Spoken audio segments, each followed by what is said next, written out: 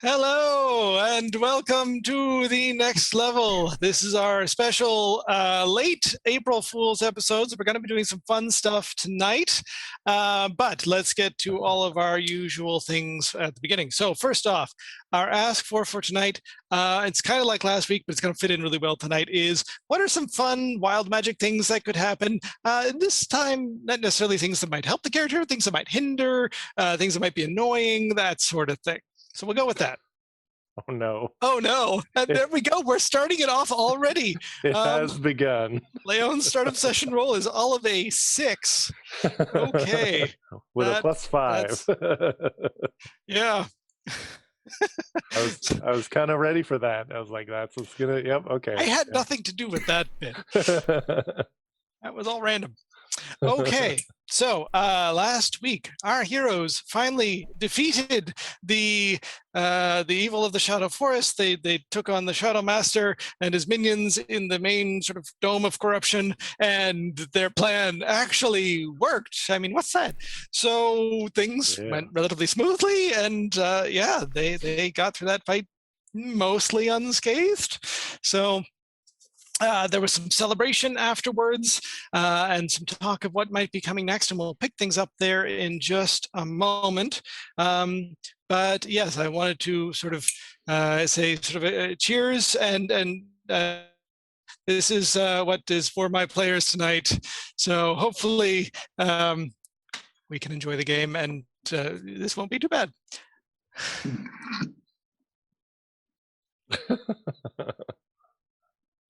All right, so picking up. Mug. Yeah.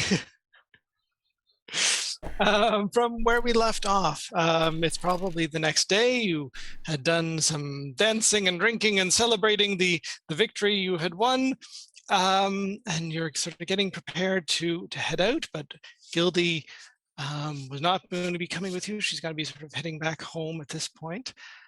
So what would you like to do? Quick question from the audience. Does Jacob still have a tail? Does Jacob still have a tail? The horse or the person? Valid? Yes. I believe Jacob, the person's tail, has gone away. Okay. But hey. It's been awkward walking for a while with that. And the bathroom. Yeah. Anyway, back to the game. All right.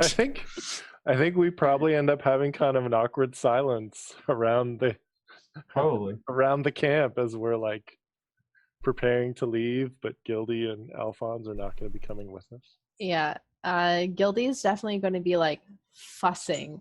She's going to be like making sure that you all have your packs packed properly and that you don't forget anything. And she's going to be like casting good berry and handing out good berries and making sure that you're all that everyone is all set and is comfortable for the journey and all that. And Alphonse is probably just going to be weeping a little bit. Oh.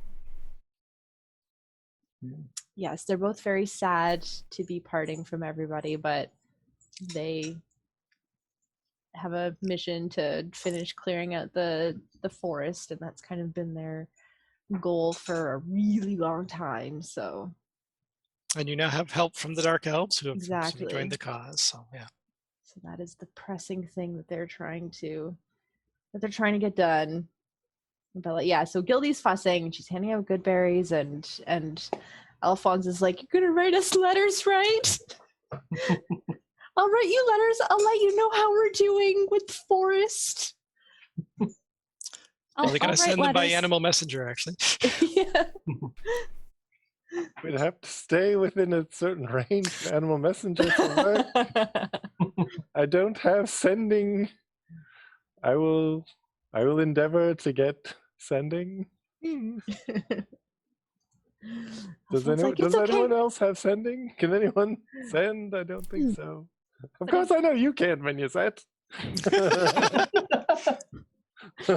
case you thought I could, I don't know. Yeah, but Alphonse he says, "It's okay. We go to the city sometimes, and we'll make sure to check there and try to send you messages wherever you might be." And Gildy's like, "Yes, we'll do that. Also, Leon, have you taken some good berries? Do you have enough good berries?" Oh, thank you. Oh no, that's right. Food will be so much harder to come by. Yep, you're losing your ranger. Oh no. No. Are you sure you couldn't come with us? No, my place is here. Some again, perhaps we can have another adventure, but for now I need to be clearing out the forest. True. And how long is it that halflings live again? Just so I know how long I can. In this Imagine. world, they're fairly long lived. I think they live. I think we established they're going to live to about 150 or so. Alright. But Gildy's already sort of up there. So Gildy is 125 years old. yeah, Sorry, and they live how long? 150-ish. Gildy's always been a little older. She has 3 adult children. Adult. She's been I like was our the mom, youngest. guys. I know. We're like going to be irresponsible children all on our own now. But you need to leave the nest sometime. Yeah. I'm almost wondering if we should leave a stone of recall with Gildy. You could do that, yeah. Gildy would be open to that. You'd always have a place that you know you can go to. Exactly. At least one of us. Always welcome. Yeah. Just One of at a you time. would be safe with Gildy, while the rest of you are dying horribly in whatever misadventure is happening. Yes, Might not be a bad idea, though. that may have been what I was thinking. Then Gildy can come avenge us. In the Gildy and Alphonse show. Jacob walks up to Alphonse and some firm handshake. I want to thank you for being such a good meditation partner. You helped clear my mind, and I hope some of what I've learned I've passed on, and you continue to take that forward with you. And Alphonse. Oh, sorry. No, go ahead. I was going to say, Alphonse shakes her hand very vigorously, and he says, "Anytime, my friend, anytime." And I turn to Gildy. I'm like, Gildy, we've only known each other for a few months, but it seems much longer. And even though that thing you devoted your life to in defeating the evil really didn't seem that bad, and we defeated it quite quickly, I still think you're a very capable ranger, so you'll always be a friend of mine. Gildy says, "Yes, it's felt so very long knowing you, hasn't it?" And she shoves some good berries into your hand.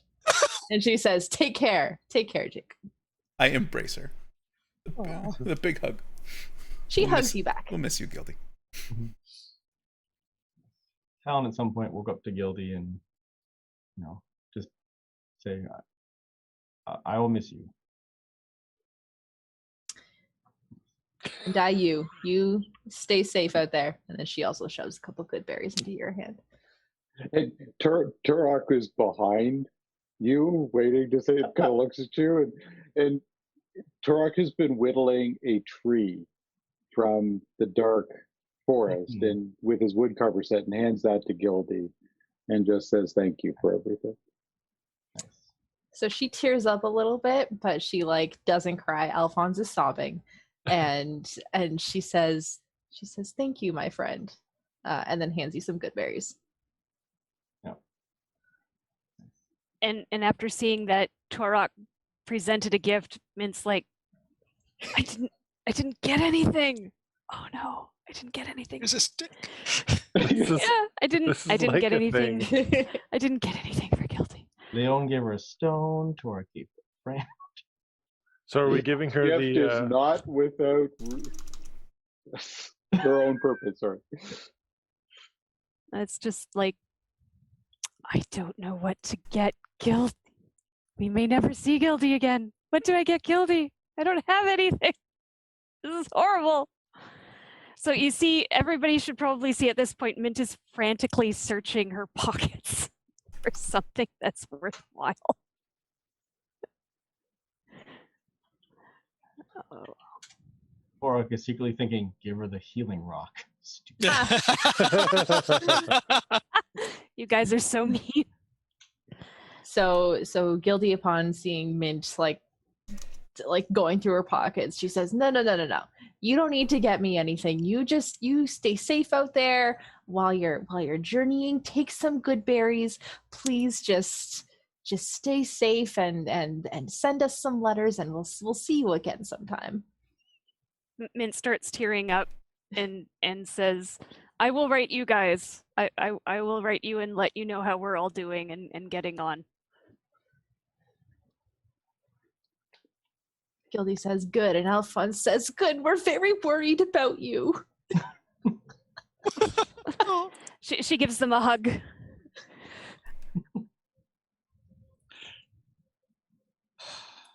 So, is Leon going to give them the Stone of Recall? If everybody's okay with that. Sure. Okay. Apparently Alright. I do. All right, Gildy takes and she says thank you, and she says that she will keep it on her person at all times, so that she can be most helpful. All right. And I think also, sorry, this is the last Yeah. thing. Wisp is gonna go up because that's just what everyone's doing. is gonna very awkwardly shake Gildy's hand and Alphonse's hand and say, "It was nice to meet you." And then Gildy hands her some good berries. Okay. Let's see. Yeah. Do people linger? Do you sort of not want to leave, or is it sort of a once you've said your goodbyes, you want to head out right away? Well, I think Gildy would just like, once the kind of all the ceremony and the goodbyes are done, she's just like, and now it's time to go. And so she's like dragging Alphonse along as she's got their packs all done and like she's leaving. All right. Leon does just say to Alphonse and Gildy that once I reach the rank of Fari in my Sereda tradition, then I do plan on returning, and with your consent, I will make a teleportation circle on your property so that we can always come back to visit you. I have to expand the root cellar. Yeah. So Gildy says, "Oh, that would be lovely," and Alphonse breaks down sobbing as he just like fingers. What was it? A bracelet that or a necklace? I can't remember which. It was a That bracelet. You've forgotten already? Bracelet. It was a bracelet. I wrote it down. I'm just not looking at my notes. Alphonse, Jacob- of course, wouldn't have forgotten because he wears it literally all the time. Jacob worked so hard on that. And I helped by gluing things. That's right. And as they're heading out, Uarth and the Shadow Elf will sort of come to each of you and sort of thank you for your part in taking down the corruption and that sort of thing, and sort of very, not particularly formal, not particularly, long-winded, but just sort of, thank you. Yeah. We do the secret elven handshake. There's a secret elven handshake. There is now. I watch closely. I must learn this handshake. Okay. It is too graceful for other people to do. I know half of it. Which half? The middle half? So Okay, so Gildy did Goodberry a whole bunch of times, and just so we know, everyone gets 6 good berries. nice. Thank you. Very interestingly, good berries usually lose their effectiveness after, I think it's about a day. These ones won't. They will last until they are consumed. Yay. Nice. Okay, so with perhaps heavy hearts at losing a friend, but slightly lighter hearts at the victory that you've achieved the previous day. You head out through the forest, and the forest doesn't seem quite so ominous anymore. There's still the shadows and the darkness, but you're sort of used to that. You're moving a lot slower without Gildy through the shadow forest, but Oh yeah, for the movement's sake. Yeah. I did want to point out I do have survival, so if you need me to go out hunting. yeah, you and Tor both have survival. So like the hunting part is not a big deal, but yeah, Gildy's ability to move through her terrain and sort of take others with her, you've sort of lost that. So you're moving much slower through the shadow forest. But again, it doesn't seem quite so bad. It's still dark, but it's not quite that ominous, evil sense that's around you. And since you're moving a little slower, it takes you probably 5 or 6 days to reach the edge of the forest. And you reach the edge late in the day, and you're sort of just at the edge of the forest. And again, the last 100, 200 feet of the forest really isn't dark at all. It's just sort of regular forest. So you just sort of get out of the trees a little bit and decide to set up your camp there. And darkness starts to fall, and evening sets in. And as you're sitting around your fire, sort of having a little bit of conversation, a little bit of reminiscence of your time with Gildy and sort of other such things, there is well, actually, I'm going to sort of just assume you're around the fire in the way that I've set you up around the fire, which means Talon, Wisp, and Leon, if you all want to make perception checks, you can see what you might see. Okay. Can Ranu make a perception check as well to potentially alert me Yep. to? Yep. Yay. Sweet, nat 20. My first roll as Wisp. Wow. It's a good sign. Nice. All right. Finally good to have someone capable in the group. Okay. So apparently This is awesome. everyone except for Leon notices whatever it is. This is awesome. Because Ranu also had a natural 20.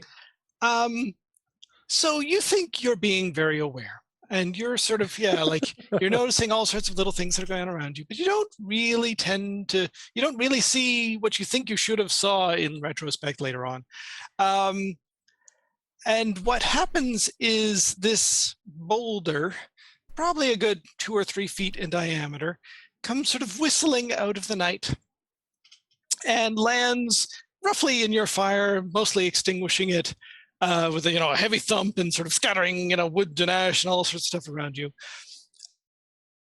As you hear and begin to see, give me a second,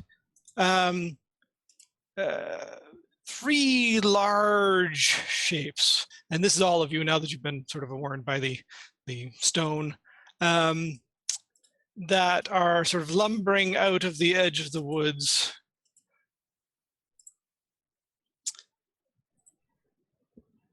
What would you like to do?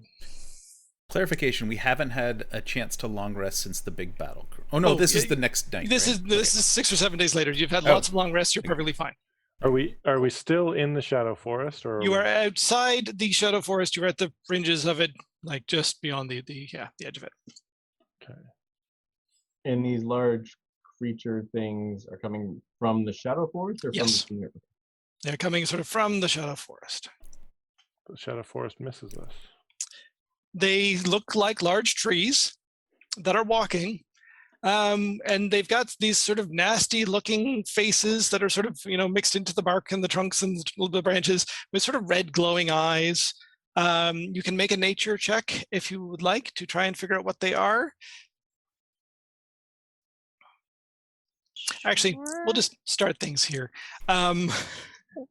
So the reason why your previous rolls didn't seem to allow you to notice things is that pretty much from this point onward, anytime you make a roll, it's going to be a 1. What? No. You're not quite sure what's going on, but suddenly you just don't seem as effective as you were a little while ago.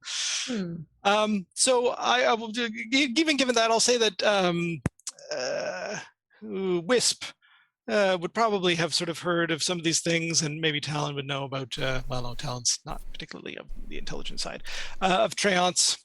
And they're not usually evil and randomly attacking people, but these ones do seem to be heading straight for you. And if you all would like to roll initiative, oh wait, you all roll ones. Okay. Oh no. But you can at least have your bonus. So give me 1 sec. I apparently deleted one of these guys out of the initiative order. Which one was it? You, how are you? Oh, apparently this guy. Why can I not click on them? I can't click on anything. I'm still in the wrong layer. That's why. Okay. Yeah, roll the 4. Well, after the bonuses with the 1. Is he still in the other layer? Why can I not? Oh, that's why I moved him to the wrong layer. There we go. Okay, now his initiative is back. Okay, so what are your initiatives? 7. Like, Well, okay, we'll start with Talon since I'm sort of adding you first. So Talon, what's your bonus for initiative? +3. 3, so that's 4. Jacob. 4. 4. Sorry, +4 or 4? 4. Okay. No, that didn't do anything. Just as a heads up, I can't select myself. Oh. Let me correct that. Yeah, that's weird. Are other people able to select themselves? I thought I'd. Nope. Oh, I cannot. Are we Um, on, are we on the okay. map load? I will do that in just a second. I'll do them as I go through each of you here. Okay. My apologies. Usually I've got this all set up. Apparently I also rolled a 1. Torok. +1 for Tarek, so 2. But he has it with advantage, so he had to roll 1 twice. I'll give you an extra, 2 points for that. So that's 4.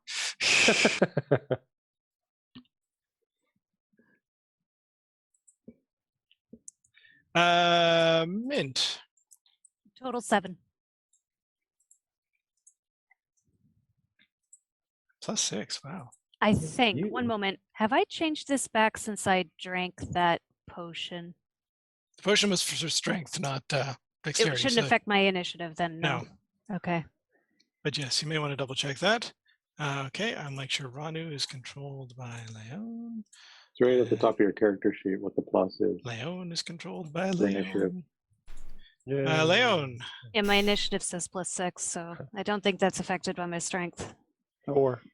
4 total. Yep. Lots of us have +3 dexterity, apparently. That's yeah, it seems very common. And Wisp is in there. Wisp. Yeah, Wisp has a +5, so a 6. 6 total. Also, I have a question. Yes. Wisp's something is off with her hit points in D&D Beyond, and they're set at 26, which I had definitely set to be much higher than that since she's level 7. Let Is me it double check. okay if for this game we go with like the average and then I re-roll it properly for next session? Yeah, just let me check something really quick. Unless that's on purpose. Hit point type fixed. Confirm. See if that changed it. 52. That sounds more like what I rolled before. Wow. So, Yes, there it is. Thank you. 3 Treants are coming out of the forest. You are all feeling a little slow and sluggish and odd and weird. You're not quite sure what's going on. And oddly enough, I'm going to reorder this just to make sure. Yes, they do all go first. But actually, Mint will go before one of them, even with their. Okay, so how far do they move? 30 feet. So They're just sort of slowly moving forward. And two of them are going to throw rocks again. The other one just doesn't seem to particularly care. Okay, so you three are in range. So one will be at Jacob, one will be at Torok. Okay. So Jacob.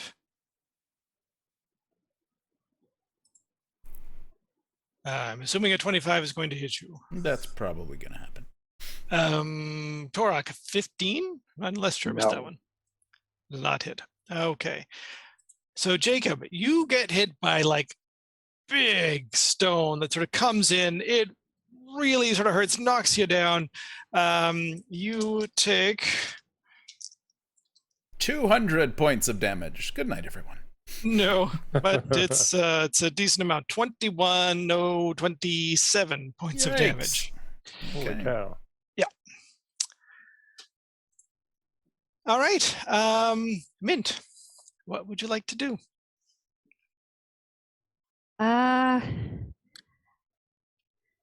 Being a small creature, my first instinct would be to try to run away from them, but they're kind of approaching us, and we're at a campfire. Like the campfire's lit and everything. Yes. Not so much anymore. Their first stone Okay. really, Really put it out, eh? yeah. Okay. You can set them on fire. So they're being kind of methodical, and I'm also not feeling quite right. Is that correct? Correct. Yep. So. You also have spots like a leopard. Oh, that's really unfortunate. That does not look good. Okay. You look unwell. I look and feel unwell. Fantastic. And now the fire's out.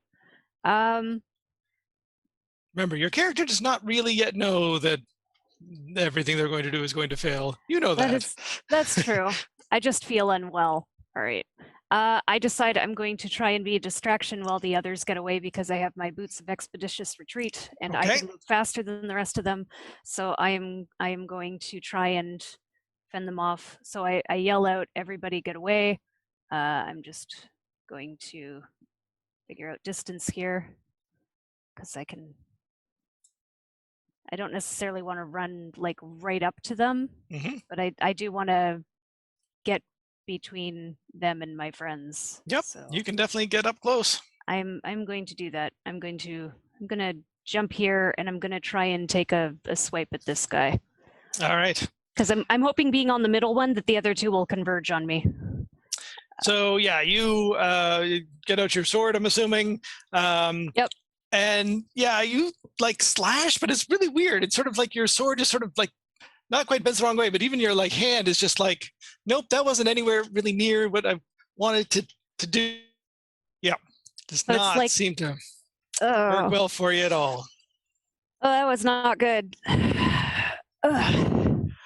Okay, Wisp, what would you like to do? That's a good question. I think that Wisp is.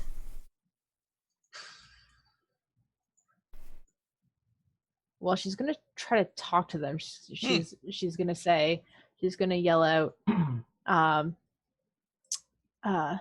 whoa, what's wrong? Like, did we do something wrong? Can we help you in some way? There's no need to attack. We're very peaceful. We're just trying to enjoy our campfire during our journey, and we're gonna be moving on really soon. There's no need to attack us. In response, in a very slow, big sort of voice, but also in a very Dalek sort of way, the one of them sort of shouts out, "Must kill, destroy." Okay. And again, sort of the red glowing eyes, like you've vaguely heard of trance before from like tales that you've heard. Usually they're not this sort of out for blood. Yeah. Yeah, so Wisp is very confused. So I think, did that count as my action, or can I cast a spell? I'll give you an action. Okay. So she's going to use minor illusion, and she is going to, let's see, no larger than a 5-foot cube. So she's going to try to cast, like, try to make them that there's like a big fire in front of them. I don't know, 5-foot cube is not really that large, but that's the first thing that came to her mind. So that's what she's going to do. So she around, obviously not where Mint. Or Yeah, I maybe appreciate she'll that. cast it on, no, but it's just an illusion, right? So maybe she'll cast it on Mint so that it looks like, this gnome that came at them is just on fire attacking them. Not a good Okay. idea. We saw what they did to the last fire. Put out fire. That's true. Okay. That's a good point. So Thank you Wisp, for protecting the rest of us. so Wisp will cast it maybe not on Mint, but in Oh, fine. front in front of the one that's on the top. So I'm kind of pointing. All right. Now I have to get rid of all Approximately. those squiggly lines Yeah. now. All right. So That's minor illusion, and it's just a fire yeah. basically filling up a 5-foot There we cube go. as convincingly as possible. All right. There you go. I'm gonna move them in for a second, see if I can get a hold of these lines. Nope. Anyway, all right. That seemed to go off. Who's next? Leon, what would you like to do? All right. So we don't really have a sense that anything is off as of yet, correct? Well, you've got sort of a vague sense that something doesn't feel right, but yeah, you don't really know what that means. All right. Then I'm going to cast slow to hit all 3 of the treants. Good. Okay. Yeah. Will that also hit Mint, or is it No. just selected targets? It's selected targets within a 40-foot cube, and I can have because they're all in a line, I can have the 40-foot cube, not where Miniset is. And I select people, so really I could drop it wherever I wanted. Okay. What's the Yeah. save? Wisdom DC 16. Okay. Okay.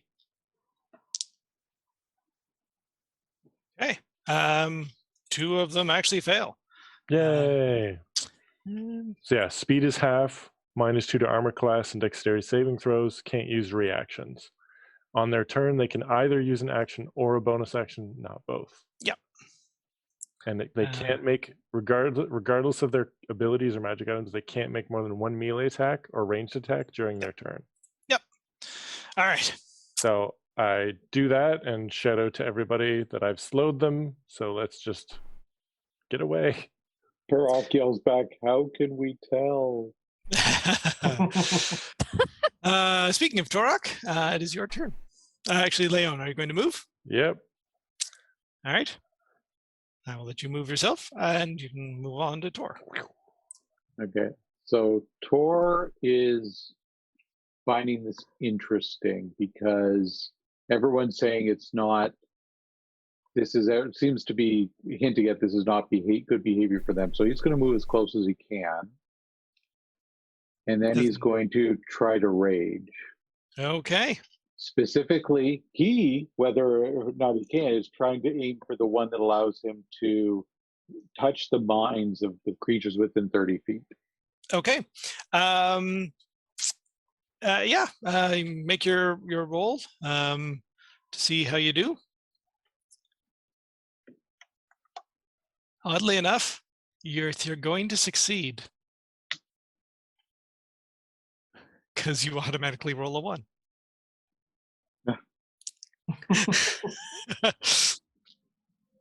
Yeah. Okay. So he gets must succeed a wisdom saving throw or use a That's what I've glimpse been of the missing. creature's thoughts. All right. Sorry. Give me 1 sec. I just have to do this for Leon. No.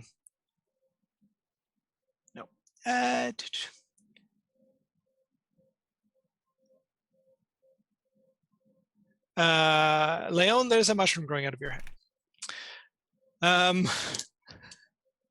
Yes. So Dorak, you can sense their thoughts. Also,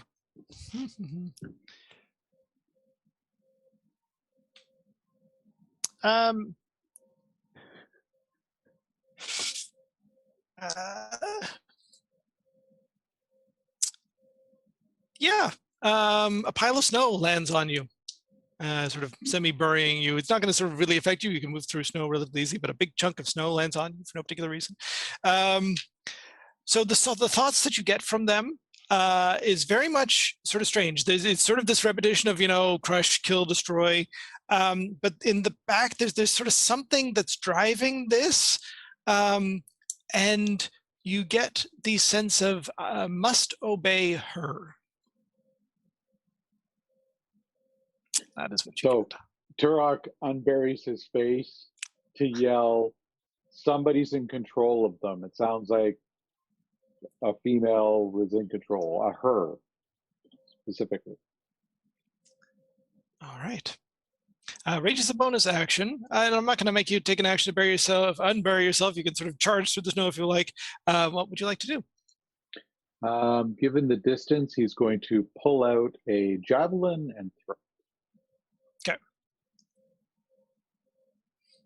Yes, I will describe this. You pull out the javelin, you throw it, and again, it's like I know I'm aiming at that tree, but I don't know why I threw it right between the two trees. It was really well aimed to not hit anything.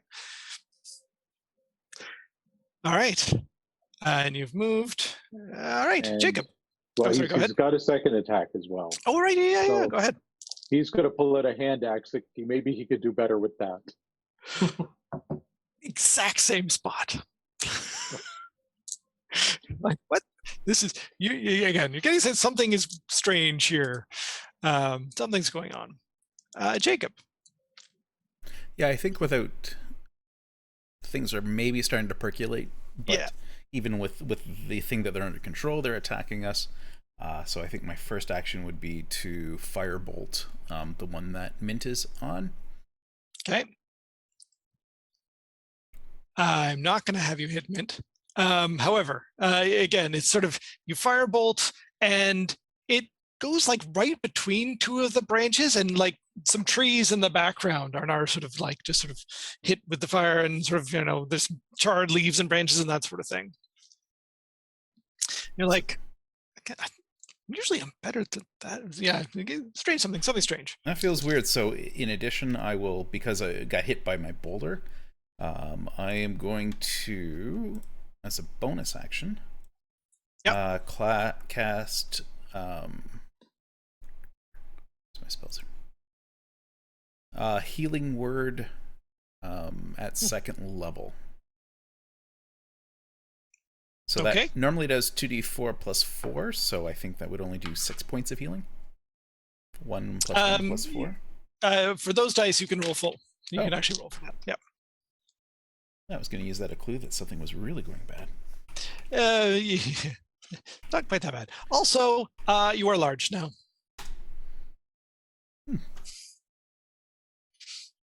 Interesting. And I heal for 10 points of damage. And I am large. Alan. Sorry, I didn't include him in the initiative order, but your little homunculus can also take their usual turn. I used my bonus action to heal myself, so they can only defend. Okay. Talon. All right. Let's see how this works. So we're in this fire. Did we come to this clearing from the north? You came from the side the Treyans are coming from. Okay. Did we come roughly from the south or north of that, or kind of directly over that spot? Almost directly to the east, yeah. All right. Well, we'll see how well this works. Talon is going to use his ring and turn invisible. Okay. I don't know if I go invisible. That's just what Talon thinks it will happen. You do go invisible, yep. Excellent. And Talon is going to try to book it past the trees into the forest behind. Okay. You're leaving behind very large footprints. because your feet are very large now. And you're having a little trouble. You move just as fast, but you're slightly more awkward with your very large clown-sized feet. And you were actually large to begin with, so yeah, you're good. Like, Really big, yeah. All right. Well, he's probably not paying as much attention to that as he is just trying to find if there's, based on Mintz or whoever was like, there's somebody behind there controlling them. He's just trying to go back and see if he can. All right. So you can move yourself wherever you're going to move yourself. All right. Okay. Yeah. I'll let you move yourself first because that might affect exactly how they move.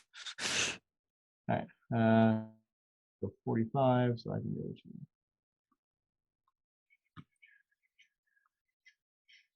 What am I doing? Trying to find a way to change.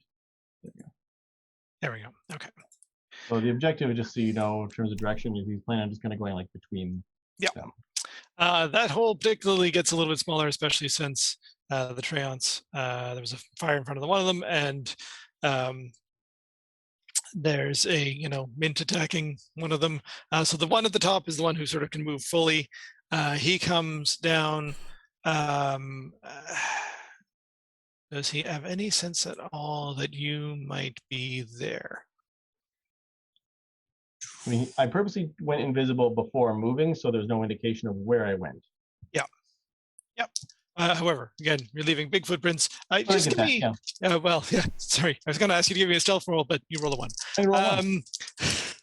Still a 10. Yes, and he rolled a 3 for perception, so he's actually not really sure where you are. That is, however, not so good for Mint. Okay. Sorry, Mint. The 2 that are slowed only have 1 attack. Yes. Attacks. And the one who goes regularly is still, although a 13, I'm assuming, Mrs. Mint. Yes. It's my turn again. No, No, they're 13. attacking you. A 13 misses you. Okay. I'm carrying my rapier, so yeah. AC is now 16. Okay, so hit by one of them, with sort of swinging down some branches and just sort of bashing you.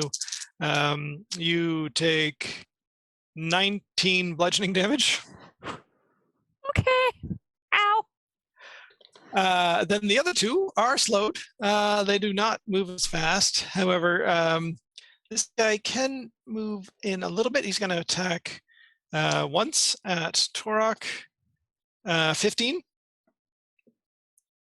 Do they have any negatives to hit when they're slowed? No. Yeah. Okay. So 15 still misses. Okay.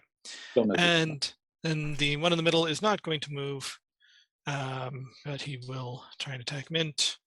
Ooh, 24. That's going to hit. Yeah. 11, 16 points of damage. Okay.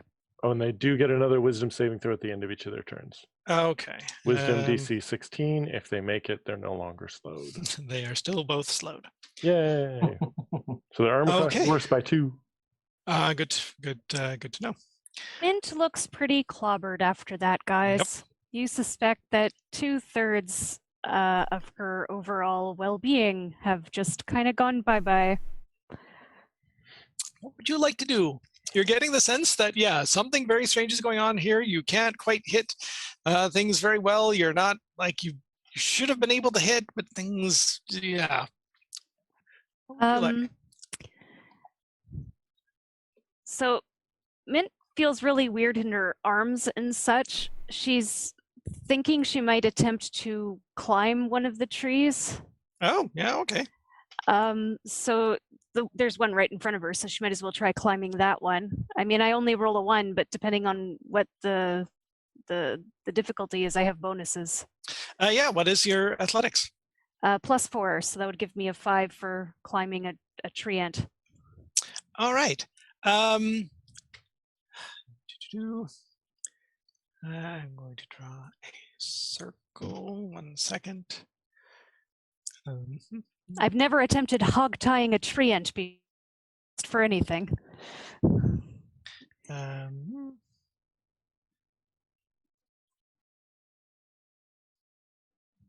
I'm having trouble. Just yeah. Not gonna let me do it very well, is it? There's also a bunch of little symbols if you right-click on my character if you want to throw something up that might indicate that I've climbed a tree end. I will say that you have climbed, but you're not in a great position. So you're sort of I still have that on. Clinging to a branch, not feeling particularly happy about this position, but you are up in one of the trees. Not like particularly high up, but you are sort of, yeah. Oh, okay. I've done a thing. I may regret my life choice. Mint yells out for all the others, like, run away! What are you doing? I'm buying you time. Go, go! No one can really see Mint anymore, as a fog cloud seems to have sprung up around that central tree. Oh no. Can they still hear me at least? I don't Yes. know. I can't see Yes. anybody. Wisp, what would you like to do? Okay, Wisp is going to move to just in front of Jacob here. Okay. And then she is just check my distance. Yeah, so she's gonna yell at the top treant. Why don't you just take your friends and leave us alone? And she's casting the spell Suggestion. Okay. Which is Wisdom save? Yeah, of 15. All right. I like that you chose the words, just take your friends and leave. I mean, that's perfect.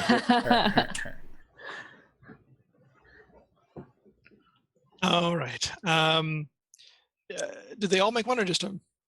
It doesn't matter. Never mind. They all made their save. Okay. Darn. But yeah, you can see that sort of was potentially going to affect them, but yeah, did not work out this time. Okay. Nothing So else. yes, if you can, the pink circle on the map is roughly where the fog cloud is. Okay. So it is hard to see through that area. Anything else you would like to do? Nope. Okay, and oh, that's fun. Make a dexterity saving throw. Oh wait, you fail. You fall down. You are in an area of grease. Wasn't me, I promise. I know. Wisp like looks over where she thinks Leon's pretty far, but she looks over in that direction, being like, "Hey, why?" Roughly about 10 feet usually, right? So, grease has been cast on that area. Interesting. Because usually you roll to figure out if you can get out of the grease. I'll let you get out of it slowly. Okay. It's just you're not going to be standing up, and it's going to be sort of slightly awkward. Yeah, She's gonna be slipping out like a cat does, just like. Ah! Okay. No one likes a cat in the bathtub. So Yeah. as usual, I cast a spell and was like, okay, everyone, now we can get away from them safely. And everyone rushed in to assault them. Okay. It's what we usually do. I know, Back exactly. down That's to what I'm the saying. fight. I'm like, things have returned back to normal. Trim on my head. Wisp is trying to convince them to go the other way. She's thinks she's helping. Okay, and now I can't see Minuset anymore, but there's Nope. two of them pummeling Minuset. yeah, that's what you last saw. Alan Yep. has gone invisible. Yep. I can just see Torok. Or behind a pile of snow. Yes, Right. And I can definitely see Jacob because Jacob is large. gigantic. Oh goodness. And I have a mushroom on my head. You have a mushroom on your head, and this round, what happens this round? I will not do a toad impression because I think it would be way too loud. You are also now large. What? I haven't even done anything yet. I know. Okay, good. No, this is good actually, because I was like, do I want to cast another spell? And then I go big and I'm like, okay, clearly it's not me casting spells. I am now giant. Okay, well, this is interesting.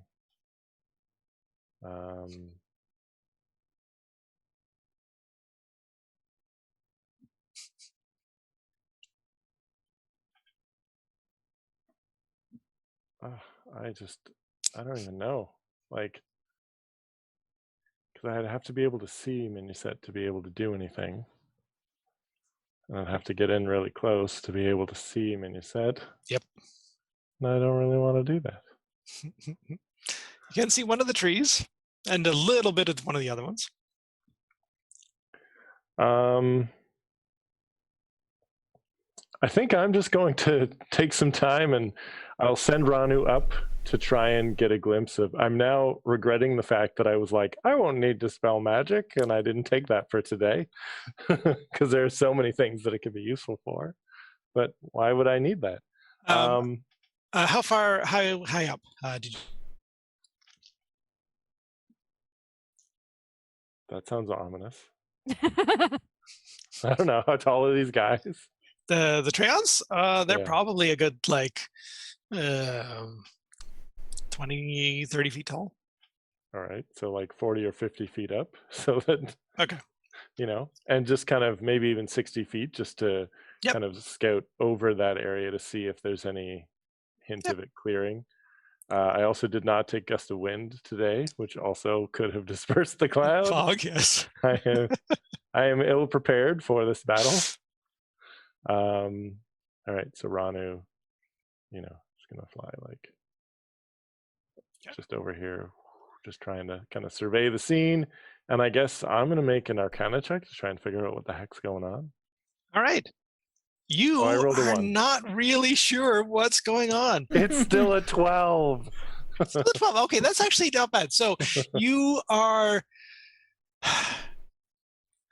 certain at a 12 that there's something vastly strange going on here. And given everything else that you have already researched previous to this, you are suspecting that you're in like some significant wild magic zone of some sort. Okay. That is your best guess. And sorry, what exactly? There is something significant going on. Like something in this area is really wrong. No, but you had said something significantly weird, I think. Yes. Okay, so I will shout out to everyone. Something significantly weird is going on. I believe we have stumbled into a magic zone. A zone of wild magic. You're pretty sure you hear the draconian version of coming from the snowbank. Sorry, of what? The draconian version of coming from the snowbank. Yes. I keep not hearing what He you're says saying. no. He's not saying it. He's saying no sugar. He's not saying sugar. Oh, okay. Yes. We're on stream. I'm trying to be nice. Gotcha. So yeah. Oh shoot, Sherlock. Okay. Turok, your turn is next. All right. Turok is going to pivot around the tree because Turok's a little angry now. Yep. And he hopes Mint is still in that one tree. Okay.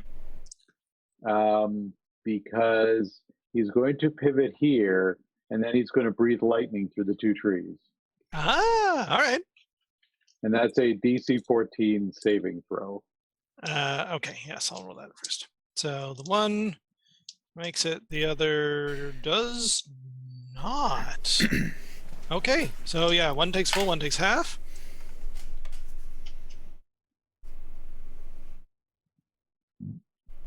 That'd be 15 damage. All right. You have actually started doing damage to the trees. No, that's 1. T1, T2, and T3. They're Terminators. They are. So 15 damage. That one, and half would be 7 damage. That one. Roll a D10 for me.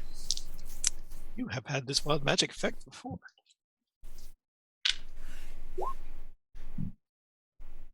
Three. You are 3 years younger. Again? Why can't this happen to Gildy? For Turok's second attack, he's just going to try punching it. All right. So you actually sort of connect with the tree, but you connect in such a weird way that your knuckles just sort of scrape along the bark. And yeah, your fist really hurts, but you're pretty sure you didn't really do much damage to them at all. Something strange is going on here, and yeah, I'll let you sort of ponder that. Talon, yeah, and you did see the trees sort of move together before the fog cloud came in. What would you like to do? We're now at the edge of the fog cloud. Is my go? Yeah, sorry, I missed Jacob. Jacob, sorry, go ahead. Now my turn's gonna be easy. So looking at all the weird stuff's going on, I'm gigantic. I'm just gonna see if I can figure out what's going on by casting detect invisibility or see invisibility, and then having a look around the area to see if there's someone, and also the mention that someone's controlling it. Maybe there's someone invisible controlling these people. All right. You have a long beard made of feathers. Phenomenal. And you do not see any other additional people in the area at this point with see invisibility. Okay, I'm going to shout out, I don't see anyone invisible nearby. Just so everyone else. Yeah. Okay. As my bonus action, I will direct, just to confirm, I'll redirect Edgar to do a force blast at one of the trees. Okay. That I assume will miss. Yeah, and it's sort of a weird thing. Like you see him line it up, you see him like he should be shooting straight right at one of the trees, and it just sort of like, from the straight arms going out, it sort of goes that way. Out of character, do I notice anything unusual? Oh no, in character, do I notice anything unusual happen to my mechanical friend? Not really. It happens to you, not to them. Yeah, I'm not gonna. We have weird things happen to your minions. Okay, Talon. So before this fog cloud came up, the tree that is now closest to him, he saw move. Yep. And because none of the other trees have moved, I'm assuming based on even with a roll of a 1 with a basic passive perception, Talon's going to assume that no other trees have moved. So he's going to try to book it around the trees where he thinks there's a hole. Which I see there's a hole. Hopefully there's a hole. And he's going to use his entire turn to move. All right. So I'll say. And then he'll try to go. Yeah. Something strange is going to happen at some point. So you sort of manage to get around the trees. You sort of bump off one and bump off another. You can't quite see them. Like as you get close in the fog, you can sort of see them, but you manage to sort of make it around. You make it out of the fog, the other side. How far do you go? He would basically use his full movement to kind of get further away. Yeah. And then stop. Hey, what's that sound? Basically look around to see if he can find anybody. Yep. And basically kind of at the end of every turn, just kind of that pause of look. If not, and then like just try to do almost like a grid, like is there somebody, because he's going to assume that a person who's controlling them must be within a certain range. Move yourself to where you would want to be on the map. It will be off the map. Okay, that's what I'm curious about. Just beyond that point. Okay, so then I will move you. You get to there and you hit something. Ow. And there is this sort of invisible force something that is keeping you from going further than that point. Ow. That's why I was wondering how far you moved. Talon hits a lot of invisible walls. Okay. All right. Seems sort of vaguely sort of curved, like around. All right. Well, he was using like he was doing a double movement. So he wasn't doing an action. So that's basically where he'll end up. And I guess he'll look around at his next turn and try to figure that out. Okay. Well, Mint, you're actually in a good spot. You might actually get the trees to hit each other. I was hoping. Yeah, okay. They're sort of just in crusher mode, so I'm gonna say that this works. So give me a sec. So the one tree at the top is bashing at the tree that you're in. taking some damage, but so is the tree. You take 10 points of damage Okay. from the first attack, and 8 points of damage from the second attack. And I fall out of the tree. I have no hit points left. Yeah. Do I However- roll my first save now, or they would all be ones? We'll get to that. Oh no! This is a problem, guys. So that's the one at the top. The one just ooh, okay, that's good. That's good. 10, 13, 19. None of you see what happens there, but it sounds like branches are crashing into trees and branches, like this horribly crushing wood sounds. And then the one on Torok, it's one attack, but that's a hit with a 21. Yep. But not a whole lot of damage. 7 plus 6, 13. Okay, Mint.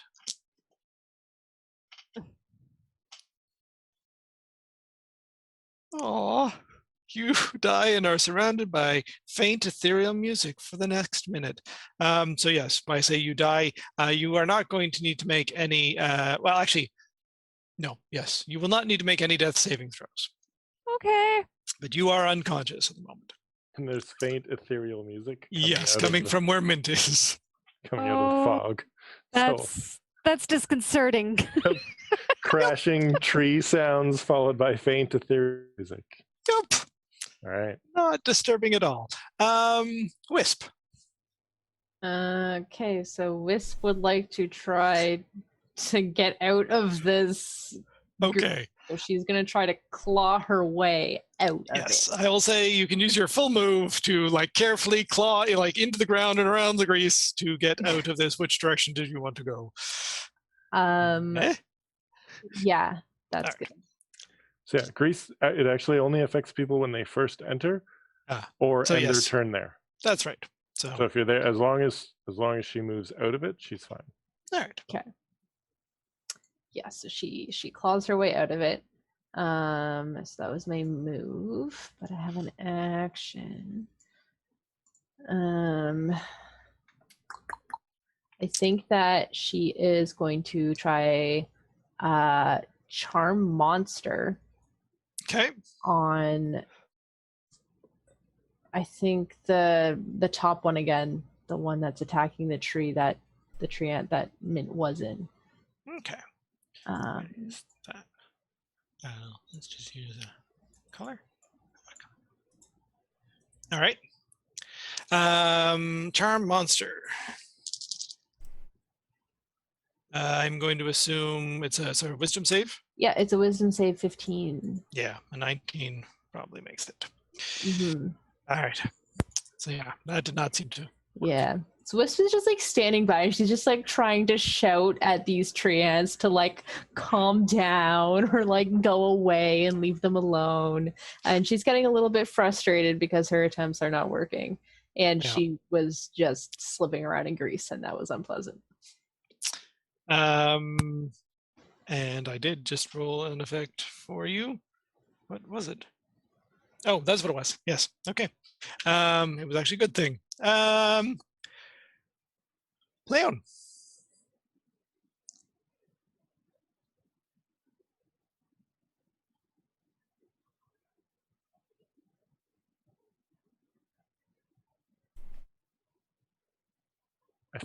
I'm pretty sure that. So who all has the message stones? Does Minuset have one? I think that I do. Let me double check. I know I have the skipping rock and the healing stone. Oh, I know you Yes. have those. So I think Gildy had one, and I would retcon that she would have just handed it back to Leon. I don't think she would have necessarily given it to Wisp, but she would have handed it back to Leon. I don't believe I had a communication stone. Yeah, Talon had one for the whole battle and such. Whatever would have happened to it between then and now. We'll Yeah, say- no, Talon definitely has one. Like, Leon would be like, you need to keep one so that we can actually stay in contact with you when you wander off during battle. Yeah. Fine. Oh, no, wait. It does say stone communication in my pouch. Okay, so I do have one. Okay. Oh, there we go. Then, It says they belong to Mint, Leon, Gildy, and Talon.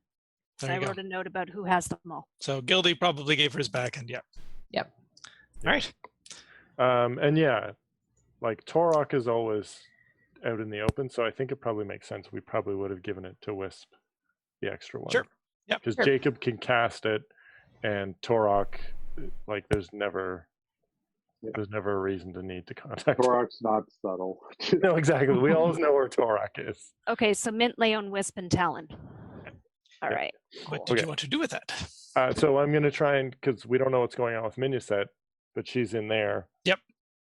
And message Minuset to just find out whether she's alive or not. Are you just going to hear the ethereal music playing louder?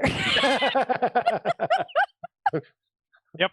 It's like, No response, just loud ethereal music coming. Our message stones have hold music. yeah, right? Exactly.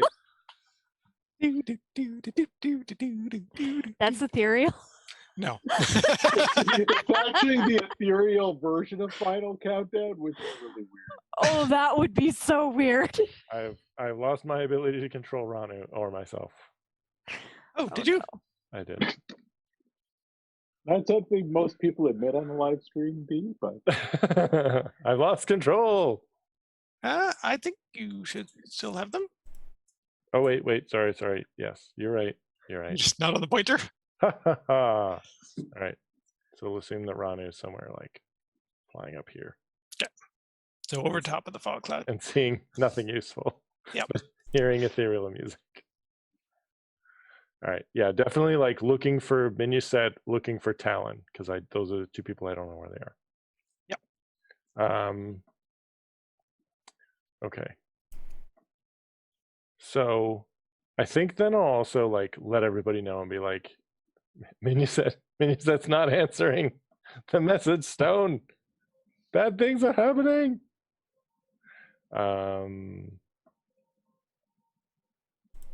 And I take it, do I still move 30 or do I have increased move for being? You still move 30.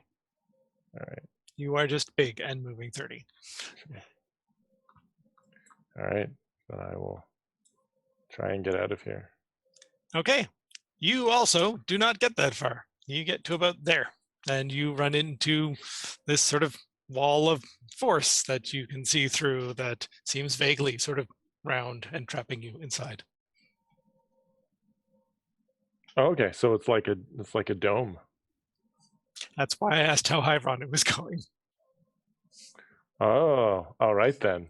Well then, I will use my boots and I will start climbing. I will be up on the dome then. All right. I Dorok. also report this to the rest of the group to say we appear to be trapped in a giant dome. another dome. Another Um, dome. Torok is really so. Torok's going to cast detect magic. Yeah. Okay. Luckily, Torok. The result of when Torok cast detect magic, everyone gets to see. Yes. It's you're almost blinded, not quite, and it's not sort of that, but like there's magic everywhere around you. It's like something. The entire sort of swirling air around you is magical. You can see a little bit more of it, sort of through the fog cloud and sort of the grease But that's a little bit off Torok one side. glows. Yeah. He doesn't see it. He actually glows. So Torok's a disco ball. Is that what Yeah. you're saying? Yep. Huh. Dorog is a disco ball.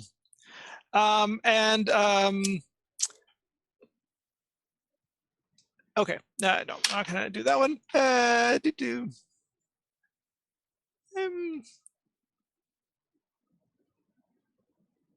And you get a prehensile tail. There we go. You already have a tail. You're getting another tail.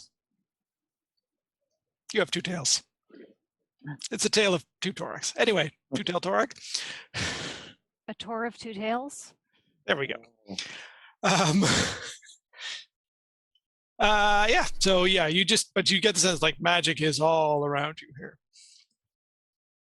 And Torak's rage didn't attack anyone that turn. Okay. That's kind of funny.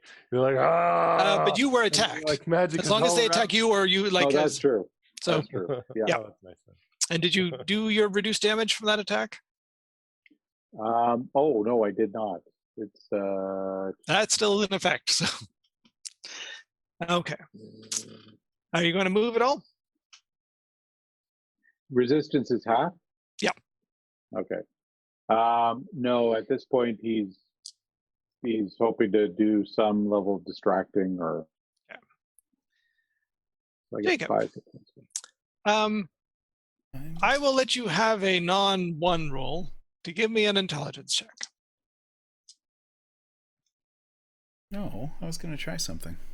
Well, you still can try something, but I'm going to give you a free intelligence check.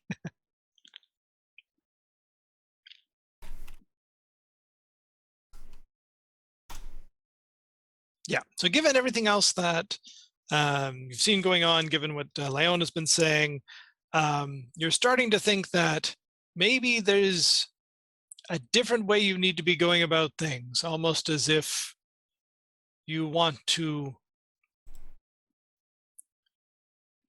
if you're going to try to target them, you would actually want to not target them. That's exactly what I was going to try. Okay, so do that. So what I was going to tell you was I was going to not try to cast a firebolt at this one. Okay. Roughly where were you aiming? Just for fun. Probably just kind of up here. Okay. Not so much that I'm trying to hit other stuff, but yeah, that's about where I'm aiming. Okay. Then yeah, you sort of aim to miss. You miss your missing spot and hit. Roll damage. I would have seemed so brilliant had you not given me that clue. That's exactly what I was going to do. Oh, I'm Very sorry. Upset. Okay, I'm just going to roll attack roll. 15 damage. Okay. And I will shout out. Aim to miss them, and you'll hit them. And I'm hoping people after a huge fire bolt hits into one of the trees. That's fire. So that's 30 damage. Nice. And use fire if possible.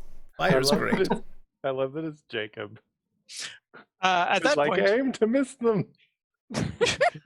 you fire, you hit, sort of. You shout this out. And then a pit opens up underneath you, and you don't actually take any damage, but you fall down, and everyone else can see your head. So your big, large size is you're now standing in a pit where everyone can just see your head. I love it.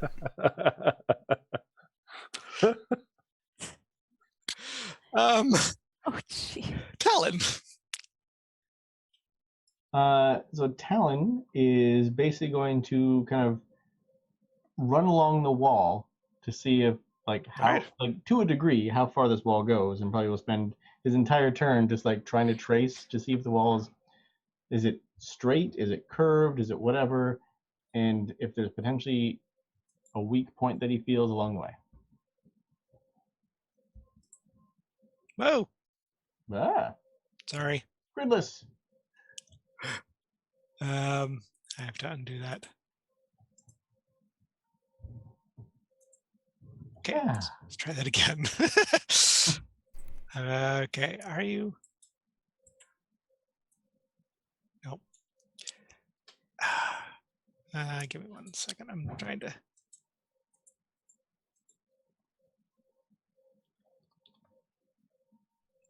Figure out exactly where I put that circle. Nope.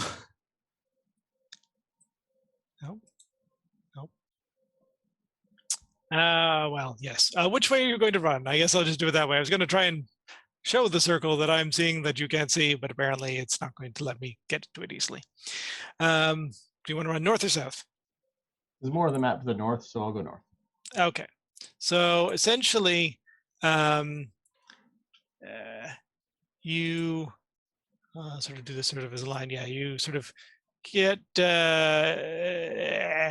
sort of there-ish is sort of where the circle seems to be sort of running. Yeah. So how far do you go? 90. 90? No. Yeah, so you end up, again, sort of you're sort of just checking it out. You're still sort of around the edge, around the edge, around the edge. Yeah, and you get to about there or so. Huh. That's weird. Yep. Okay, and that is the end of that round. So we're going to take a bit of a break, leaving our characters in a bit of a lurch at that particular interesting moment in time. And we'll come back and see what they do about this very strange situation they're in. Oh, sorry, one last thing. I hadn't rolled a wild magic effect. Okay, cool. That's good to know. Talon's getting all the interesting, but nobody knows them. All right. Yeah, we will be back in 5 or 10 minutes. And we'll see how the end of this very strange April Fool's episode goes for our heroes. We'll see you then. All right. Hello, and welcome back to the next level in our very strange April Fool's episode. Our heroes are finding out that things are not working out the way they expect them to, and we start the next round again with the trees going. I'll go. 2 of the trees are in fog, so they don't quite know what they're doing, but the one thinks it can vaguely get out of the fog, so it's going to sort of try and move over here. And then it finds somebody, and it's going to try and bash Wisp. Oh. Yikes. Well, Wisp has a lot of hit points, right? We just established that earlier. We fixed it. Just in time. So, never mind. One second. I forgot. One of your wild magic effects is affecting this person.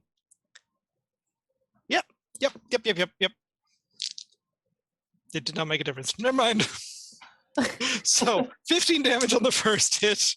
1-5? 1-5, yes. Okay. Not 5-0. And that's a little nastier. A 17 damage on 19 damage on the second hit. He seems to be moving a little sort of sluggish, is odd. It's hard to tell with the tree, but yeah, there's something up with that tree in addition to everything else that's been going on. Oh, It's on my connection fire. Yes. We'll see if Roll20 keeps working. I'm just getting an error message. But anyway, the other one is going to try and move out of the fog. It's going to move in a random direction. So let's roll a d8 and see where it happens to go. 3. I hope it doesn't step on me. No, actually, it's going to move directly away from everybody and then realize that's the wrong direction. But it is now out of the fog.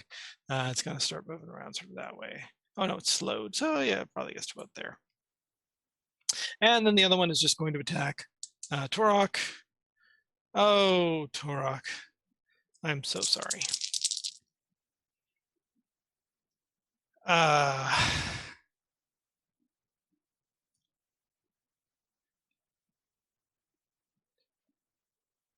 Oh, good. You get to half this. 34 points of damage from one hit. Was that 34 the halved mark, or was that the original? That's the original. Oh, okay. 16, not so bad. 17, yeah. 17, sorry. Yeah, he rolled a critical. They can still roll criticals. And they get their will save or wisdom save to try and come out of being slowed. Oh, both of them are no longer slowed. All right. So they have recovered from their slow. Mint, you are in this strange place of darkness with ethereal music playing all around you. You're feeling very relaxed. Wisp. All right, so Wisp, having heard what Jacob shouted and having experienced her spells not working, is going to interpret that to mean that she should try to have the opposite effect with her spells. Which as a player I think is not necessarily what's happening, but this is what Wisp is thinking. So she is going to cast Suggestion again. And this time when she casts Suggestion, she's going to she first is going to move away from this tree. I will provoke an attack of opportunity unless you disengage. Oh shoot, you're right.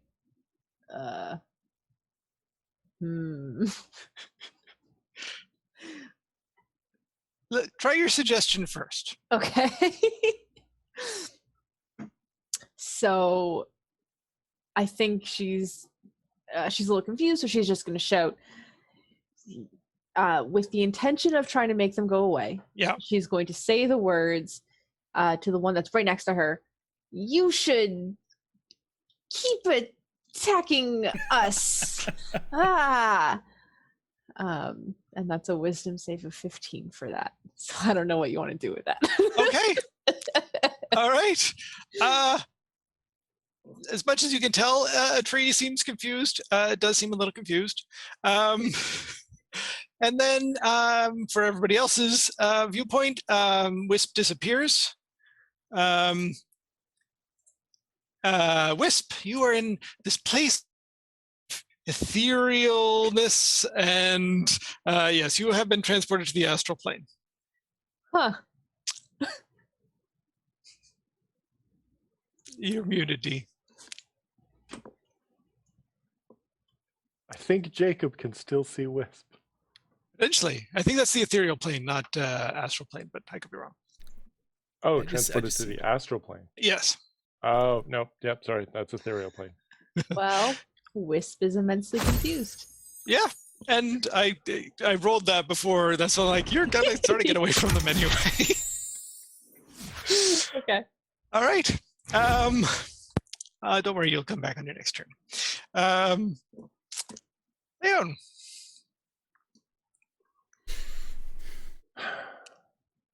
You have sort of seen a bit of what's going on. You've heard Jacob's thing. You probably have a better sense for what you think you can possibly do. Okay. Then I'm going to direct Ranu to attempt to not locate the person who is controlling the tree ants. Try not to find the person who's controlling the tree ants and who is creating this dome. You get the relatively quick feedback that you're not quite sure that's how it works because Ranu is just confused. Just do as I say, Ranu. Okay, I'll stop looking. Anything else? Okay. So Wisp has disappeared. Yep. And Jacob's in a pit. Yep. And there's a treant right there. Yep. Am I in the pit buried into my neck, or just am I standing in a pit? You're standing in a pit. Oh, good. It just happens to be deep. You're not actually buried. You can climb out. I thought I was buried. I got cover now. Yeah. All right.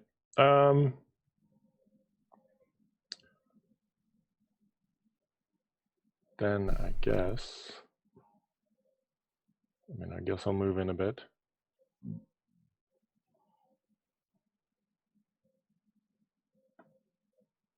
It's not that. No. This is what I want.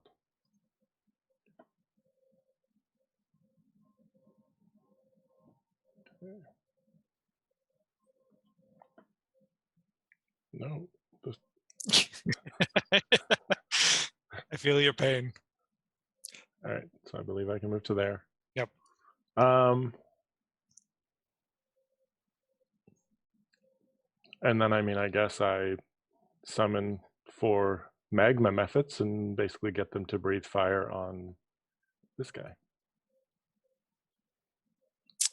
Okay. I have not considered that. So each of them Yeah. exhales a 15-foot cone of fire. Dexterity 11 saving throw.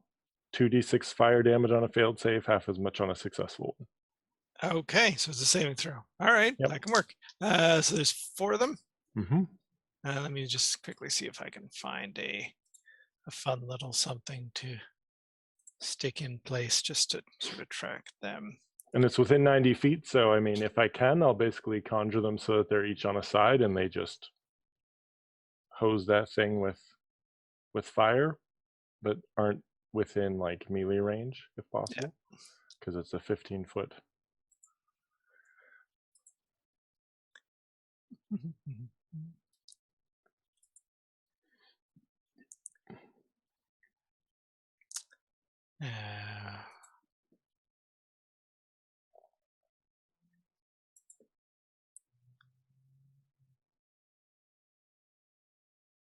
Yeah, sure. That.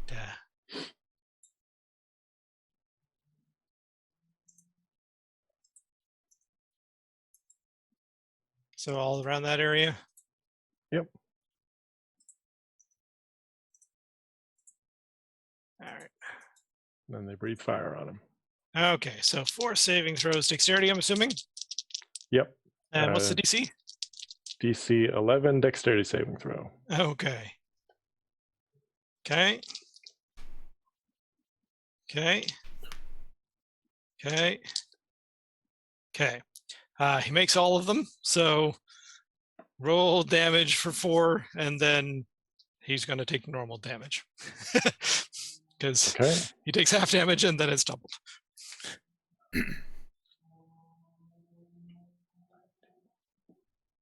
So he takes a total of 23. 23. Yep. Okay.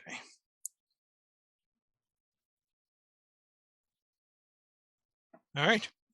He is starting to look quite hurt, and flames are sort of, licking up through his branches and that sort of thing. Not particularly happy as treants go. And what happens to D this turn?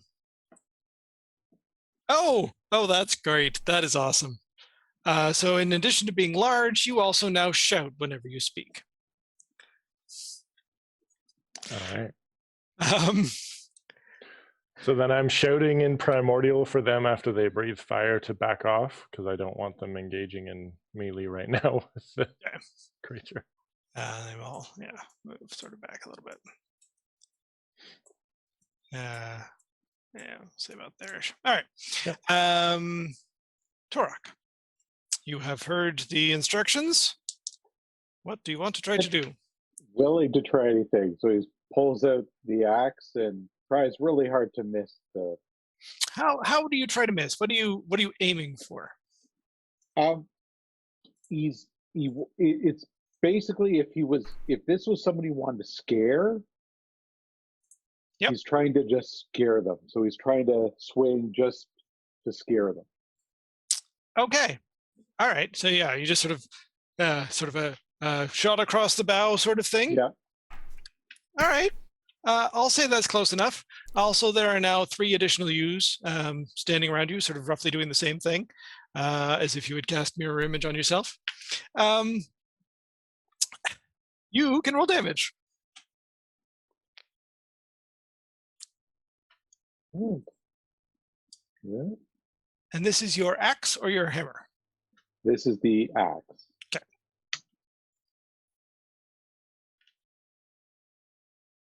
Oh, extra 2 points, I think, because of raging. I always forget to add that. Let's do melee. Yep, so it's 9 damage. 9 damage. Okay. To that guy. All right. He's not looking super hurt at this point. He's the least hurt of the group of them, but Torok will try it again. All right. You swing to miss and connect for 13 damage. 13 damage. Okay. Now he's looking more hurt. You're like, all right, I can do this. I can not hit things and hit things. All right. Jacob. Well, feeling emboldened by my newfound ability to miss, I will do the same thing I did last time to the same creature. All right. Any new and inventive ways you want to try to miss?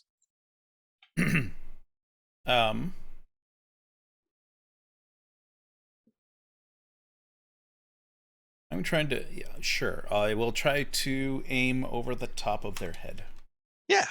All right. That seems to work. Roll damage. Oh, I just realized. 1 second. The map. There we go. It had frozen. Yeah. Because I'm like, why do I see Guilty still on there, but not on my own map? Yeah, there was some stuff going on with Roll20 for a sec, I think. Oh, jeez. 18 damage. Times 2 is 36.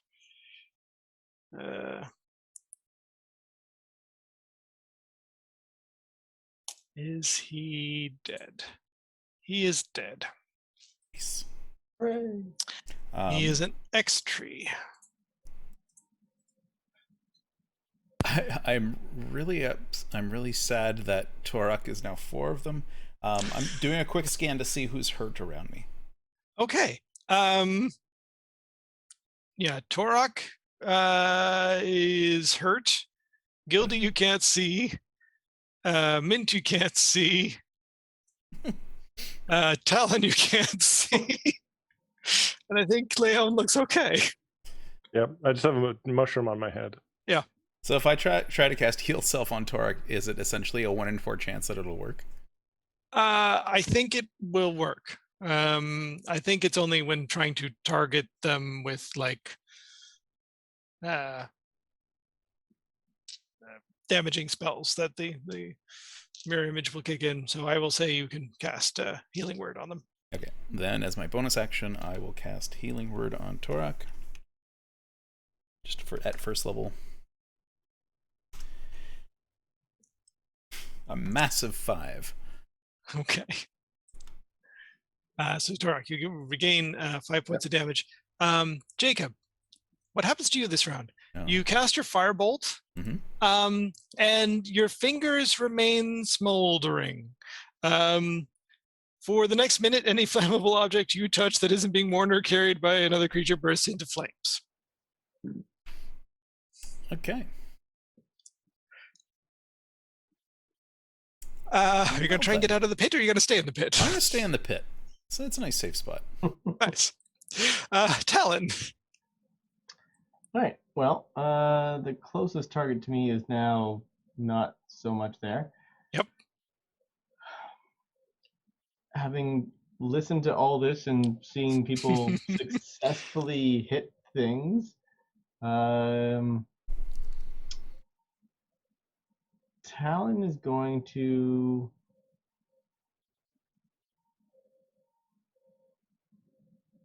I guess Talon is just going to do a double move and get within range of probably the back tree. All right. So you can put yourself wherever you like. I guess I'll go here. Okay.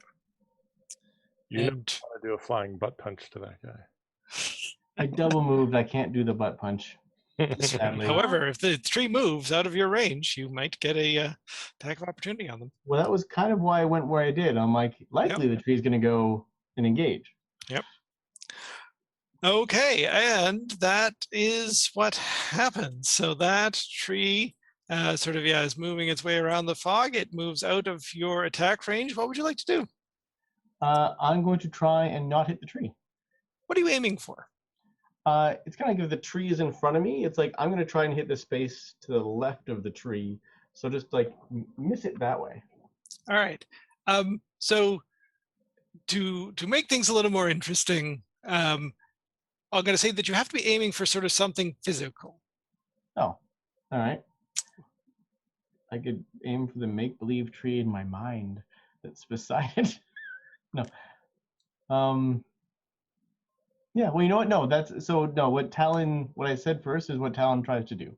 Because Talon's trying to interpret this and work with it. Well, I'll make it work this time. But if it won't work, then because it's been working for others, so I'm not going to sort of take that one away from you. So you can roll damage for this one. But yes, for future reference, if you're trying, you're going to miss what you're trying to hit. So tell me what you're trying to hit in terms of like the things that are around you. So yeah, get inventive with that and see where that goes. So yes, you can roll damage. 8. 8 damage. That is bludgeoning damage, but your fists are magical, correct? Correct. I don't think that matters. It does not. Okay. They are resistant to that damage. Ooh. They are just resistant to bludgeoning damage. Doesn't matter if it's magical or not. So Alright. you do damage, but yeah, you don't think you did as much as you could have. Yeah. And yeah, that was the tree moving. The other tree is it's going to keep going, so it gets around to probably about. Oh wait, there's a fire there. No, there's illusion of a fire there. It's going to probably go up and around that way. Torok, this guy is no longer slowed. However, you've got a bunch of edges around you. So the 2 hits that he does do, give me a d20 roll. I'm going to quickly look up mirror image and remember how it works. Perfect 20. Okay. That definitely hits an image.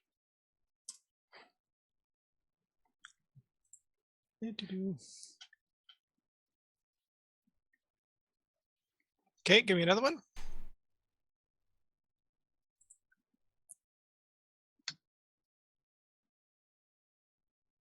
That, I believe, takes out another image. So you take no damage, but you have 2 less images.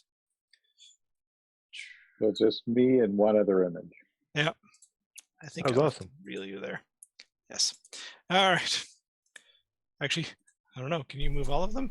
Did it actually copy over the settings? It does. You can actually control both of them. Oh. Okay.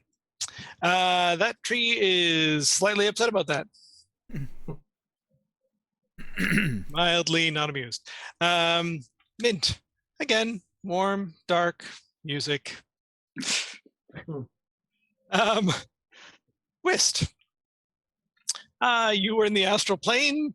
There was this big, huge thing that was sort of coming towards you. It looked like it was sort of devouring everything in its path, and then you get sucked back to where you're supposed to be.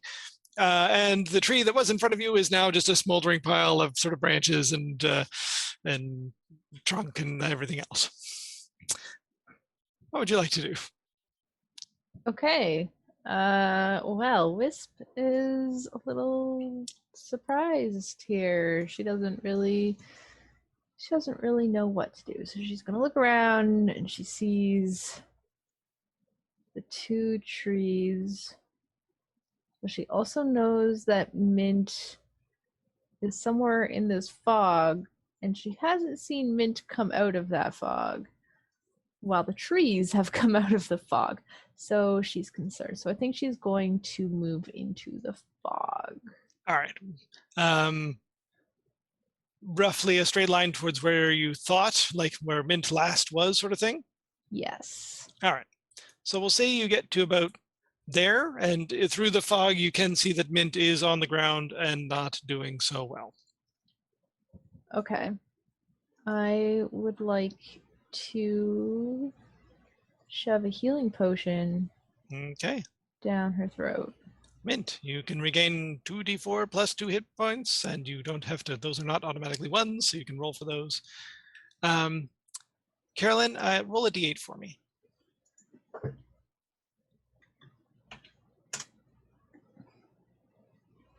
Said 2d4 plus 4? 2d4 plus 2. Plus 2. Okay, so I get 7. Okay, that's better. Ah. Wisp rolls a 3. Turok, which one of your rages is 3? Oh, let me get that up. 3 is the 1d4 intangible spirits that look like fluffs in occupied space within 30 feet of you. Each one flies 30 feet in a random direction and explodes. Okay. So in an unoccupied space within 30 feet. All right, so let's roll a d8.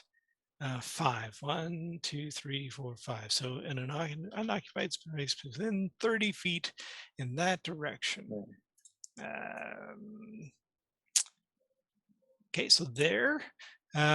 So they're going to appear, and then this square here, and then they move 30 feet in a random direction or in all directions? In each one moves in a random direction. In a random direction. There's how many of them? 4? 1 to 4. 1 to 4. Let's roll the d4 and find out. There are 3 of them. Okay, so the first one, it moves 30 feet in a random direction. Correct. Okay, so continuing from there, 30 feet. Okay, so it ends up here and explodes in a what foot radius? With 5-foot radius, 2d8 force damage. All right, so that explodes just behind Torok, not doing a whole lot. Next one, 4. That one explodes somewhere behind and to the right of Torok. And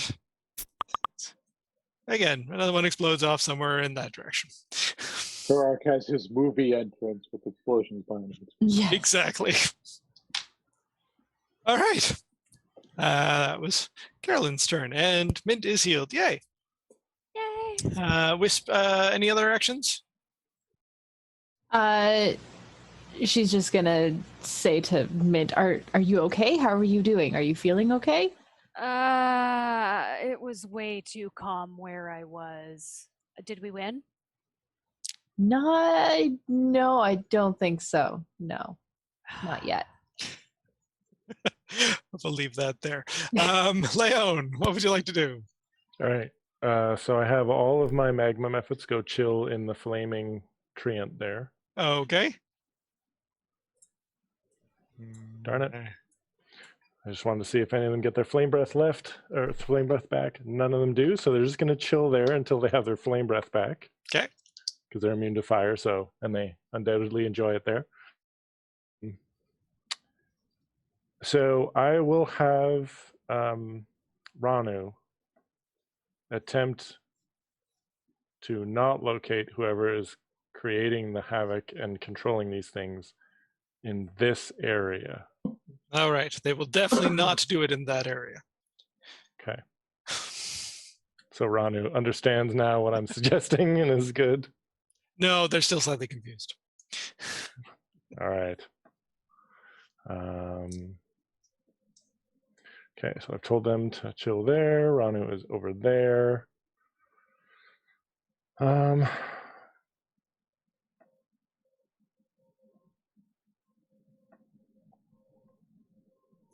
How hurt is that one that's fighting Torok? There we go. That's good.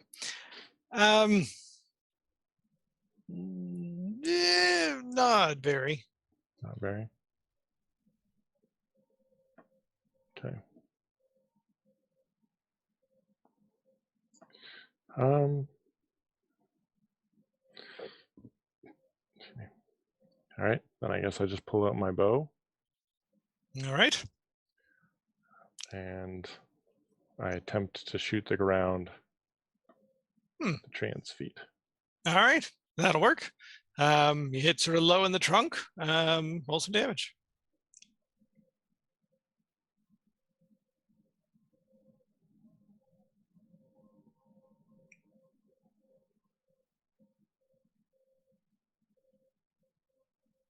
Eight damage.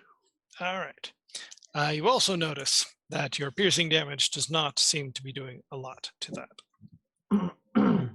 All right. I shouted to my fire methods of armor, and I shouted, "Piercing does not appear to do a whole lot to these creatures."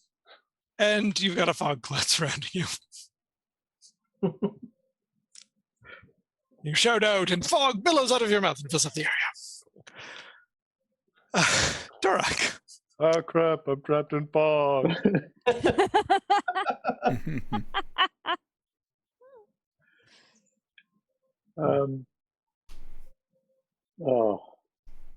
At this point, Tarek's just like, I don't understand, but he will try.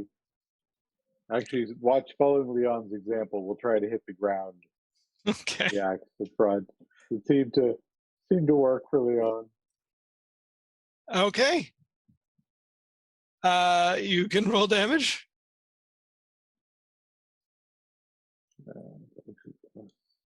You are also covered in fur.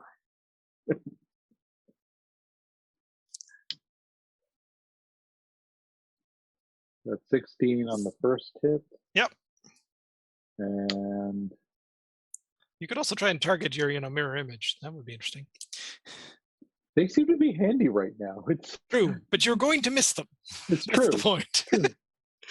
So 31 total damage. Okay. Jacob.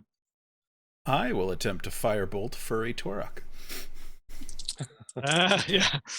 Aim for Torok. You definitely miss Torok and hit the tree. Roll damage. 18. Okay. You choose an unoccupied space up to 60 feet away from you that you can see, and you teleport there.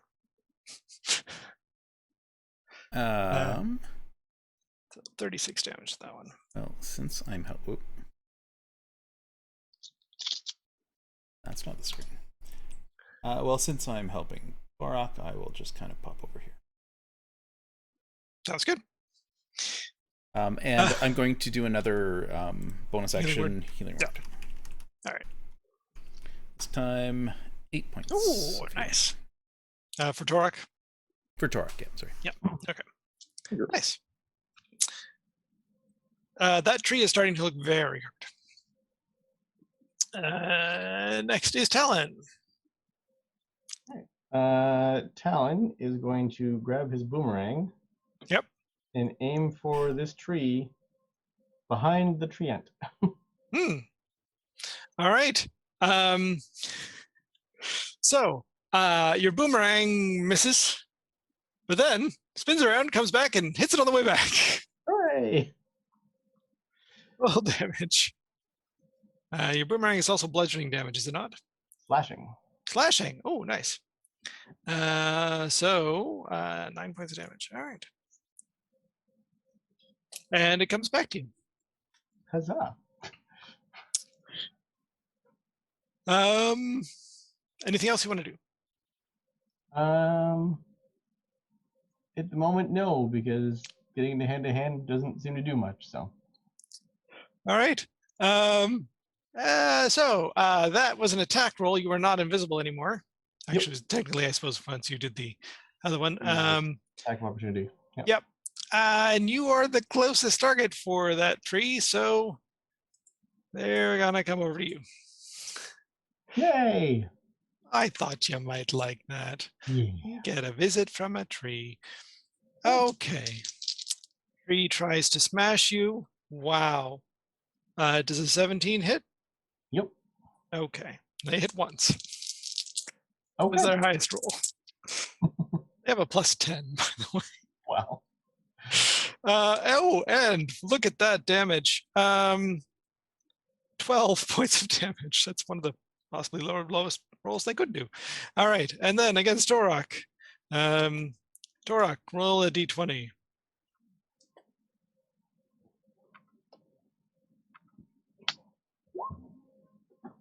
again. Yep. So the first one takes down the last damage, and the second attack hits you.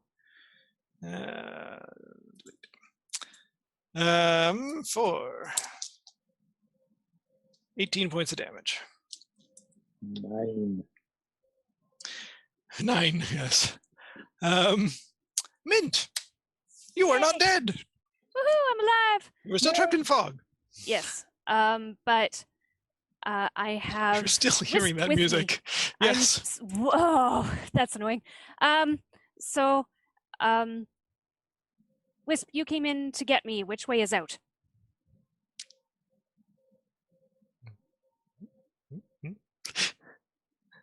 Kind of like looks around and says, I don't remember. Okay, I'm going to pick a random direction. I'm going to roll a d12, and that will be the o'clock that I run in. How's that sound? Okay, sounds good. All right. 2 o'clock. I'm going to run to 2 o'clock, which is kind of Right that into that way, tree. right into that tree. So that's where I'm going to run to. Okay. Fantastic.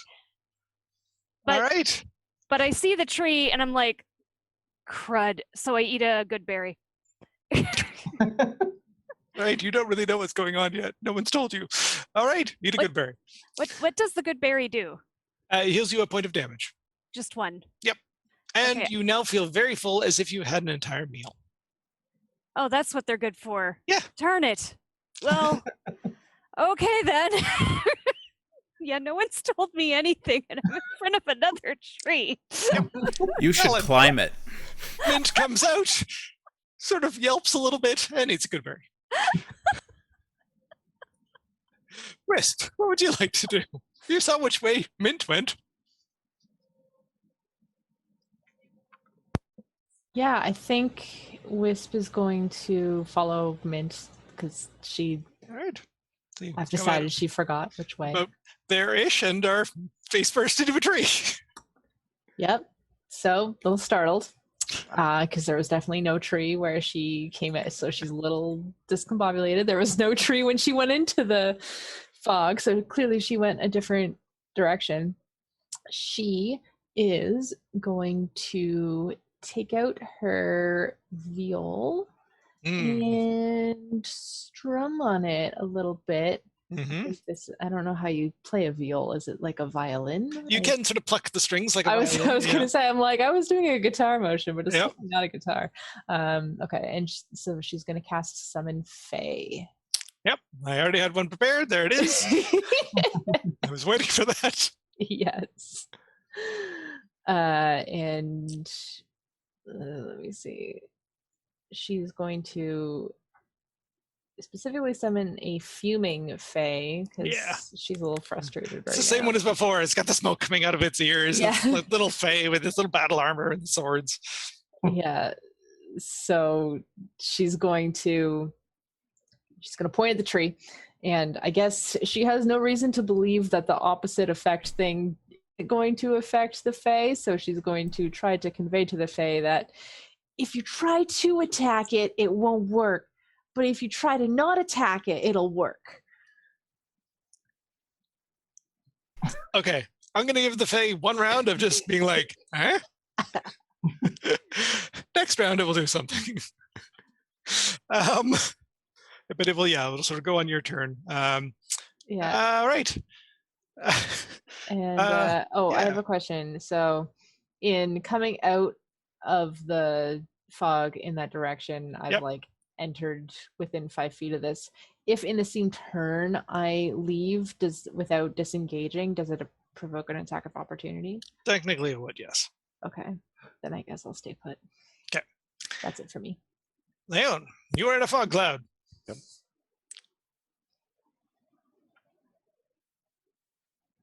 Ranu has not yet not found anybody. Darn it. None of my magma methods are still just kind of chilling. Oh, they need to roll a 6. Yeah, they need to roll a 6 to get their flame breath back. I guess I'll tell them to go after. I shout at them in Primordial. Approach the nearest tree, but do not engage yet. Those are the words you use? Well, the nearest trend. You know what I Okay. mean. Like they will go attack our tree if you want. All right. All right. So they all end up Which tree is technically near, I suppose? around there. Yeah, That's where so they they go in that direction. Okay. Yeah, and they're flying. And then I will use my action to put my vision into Ranu. Okay. Well, my sound and hearing. And then Ranu flies up here as, carefully attempting to not crash. You crash into a wall. Well, hopefully I can not crash into a wall. I'm not gonna have it do damage to Ranu and otherwise kill Ranu, but yeah, Ranu sort of like the wing sort of brushes something and decides it wants to stay away from there. Cool. Yeah. All right, and so I'm trying to not find the person who is causing all of this stuff in like this area. Okay. You are not finding them there. Okay. You are successfully not finding them there. All right. That's your turn.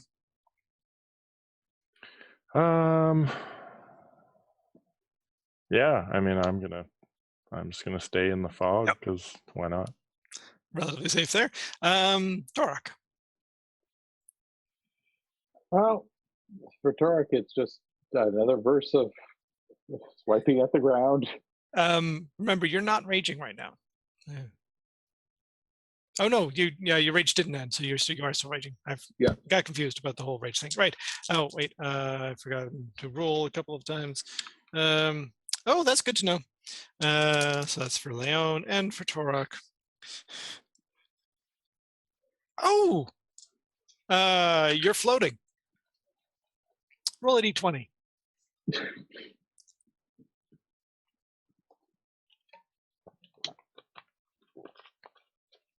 This is going to hamper your ability to hack at the ground. You are now 11 feet up in the air.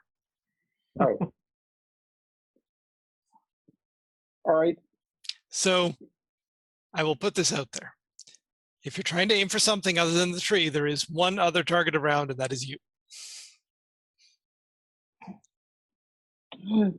Turek's other option was just to close his eyes, put it the eye spinning.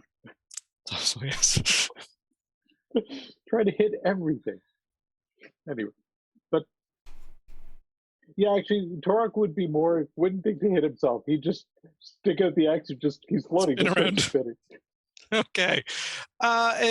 Give me a percentile roll. And it's not going to be an automatic one. I actually want to see what you roll on the percentile because this is sort of a weird bit, so I'm going to see if you hit or not. Yeah.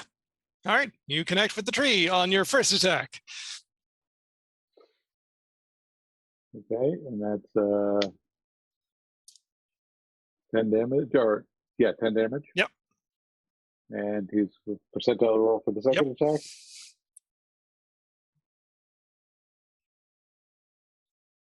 Yeah, you miss on the second one.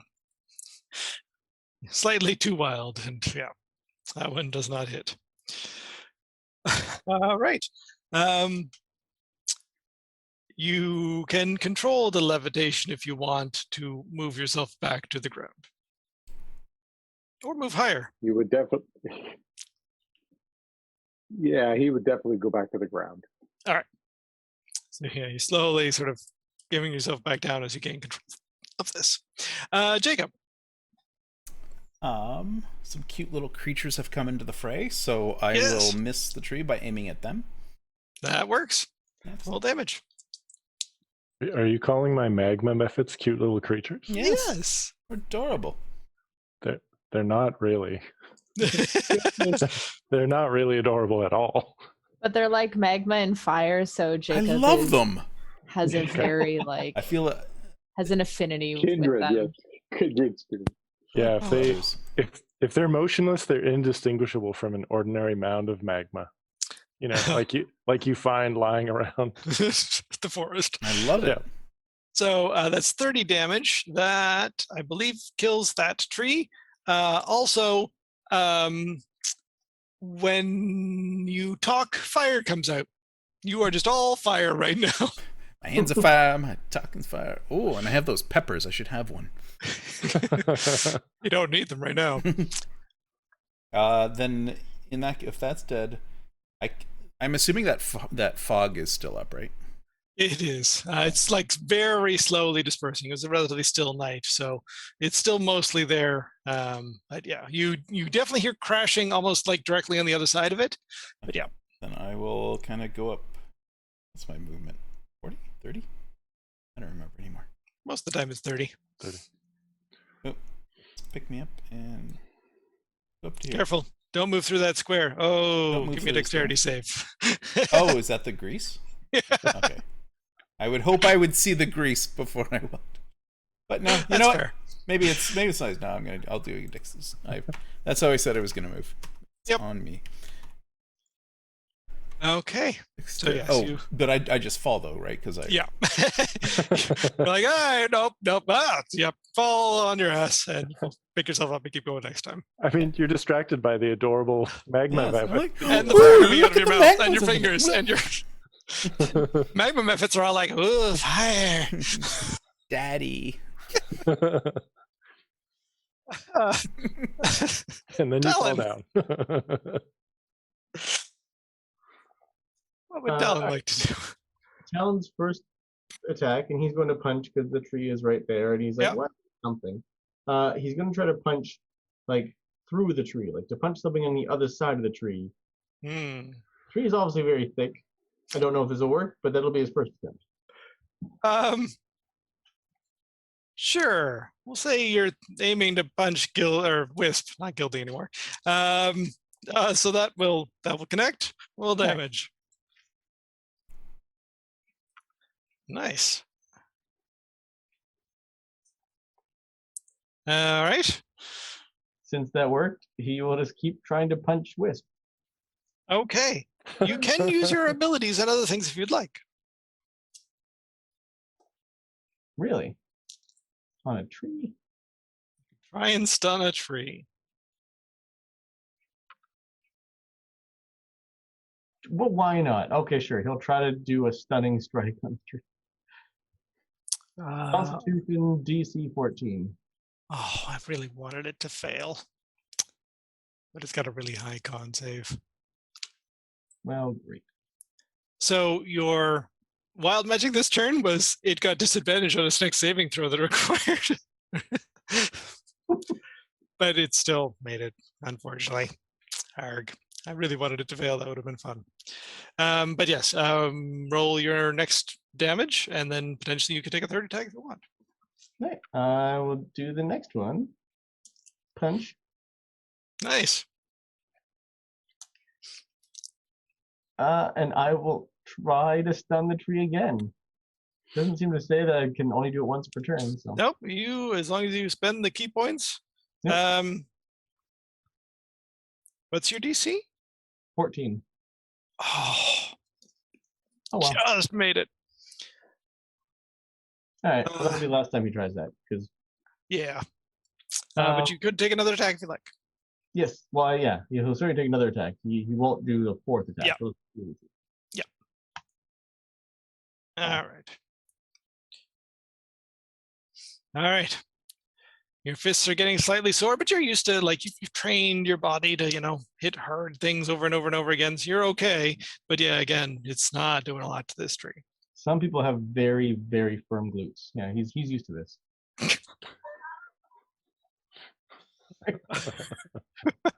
And he's the only one left, and he's got lots of targets to choose from. He's got 4. Okay, we'll roll a d4. Mint. Oh, that's unfortunate. And Wisp. Okay, will it hit? I was hoping it was going to hit me, and it worked. See, it's opposite day. I love how Talon's just punching this thing, and it just ignores him. You're just bothersome. Wisp, I'm assuming a 23 hits you. Sure does. Oh, sorry. Yes, okay. So Wisp, you take 18 points of damage. That brings me to 0. Oh, okay. Wisp is down. And let's see if Mint is still up. Oh, 21 to hit. I'm assuming that hits. I'm sorry. 12, 18 points of damage. You're on mute, Jen. You're still on mute. Yes, you're on mute. Correct 18. But I only had 8, so I'm 10 minus. All right. So that's why it attacked those two, apparently. Womp. Oh, that would mean the fairy goes bye-bye, I think. Oh, because it's a concentration spell. Yeah. Yeah. The confused fairy. Okay, don't attack the thing that I want you to attack, but attack it. Just don't act like you're attacking it, and then do that. And I think poor fairy. Well, it now has a fun story to tell all of it. All right. Well, now the tree only has one target again. And that's Mint and Wisp. Mint, you still hear beautiful music as you float in this dark place. Wisp, you are also floating in this dark place. There's very distant music somewhere else in this dark place. You're not quite sure. Leon. Okay, I will tell my magma methods to go after. I imagine that I heard this guy fall. It was you hear burning. That's but if it mostly how goes- it died. So If it goes It- unconscious, wouldn't it fall over? yeah, but that doesn't sound that much different than it also smacking the ground and trees and that sort of thing. So it's you're not quite sure that what has happened outside of your fog. All right. Well, I mean, I'm using Oh, Ranu. You're using Ranu, but that's still on the other side of the fog and sort of in fog. So even from Ranu's perspective, you're not quite sure what's happened with that guy. Right. Actually, it's tall enough that yes, from Ranu's perspective, you probably would have seen it sort of fall into the fog, and otherwise, it was either fleeing on fire or it is dead. Well, so I just have my dudes go to the next tree, so they would end up somewhere around this area. All right. They do not have their flame breath back. Roll a Um, 6.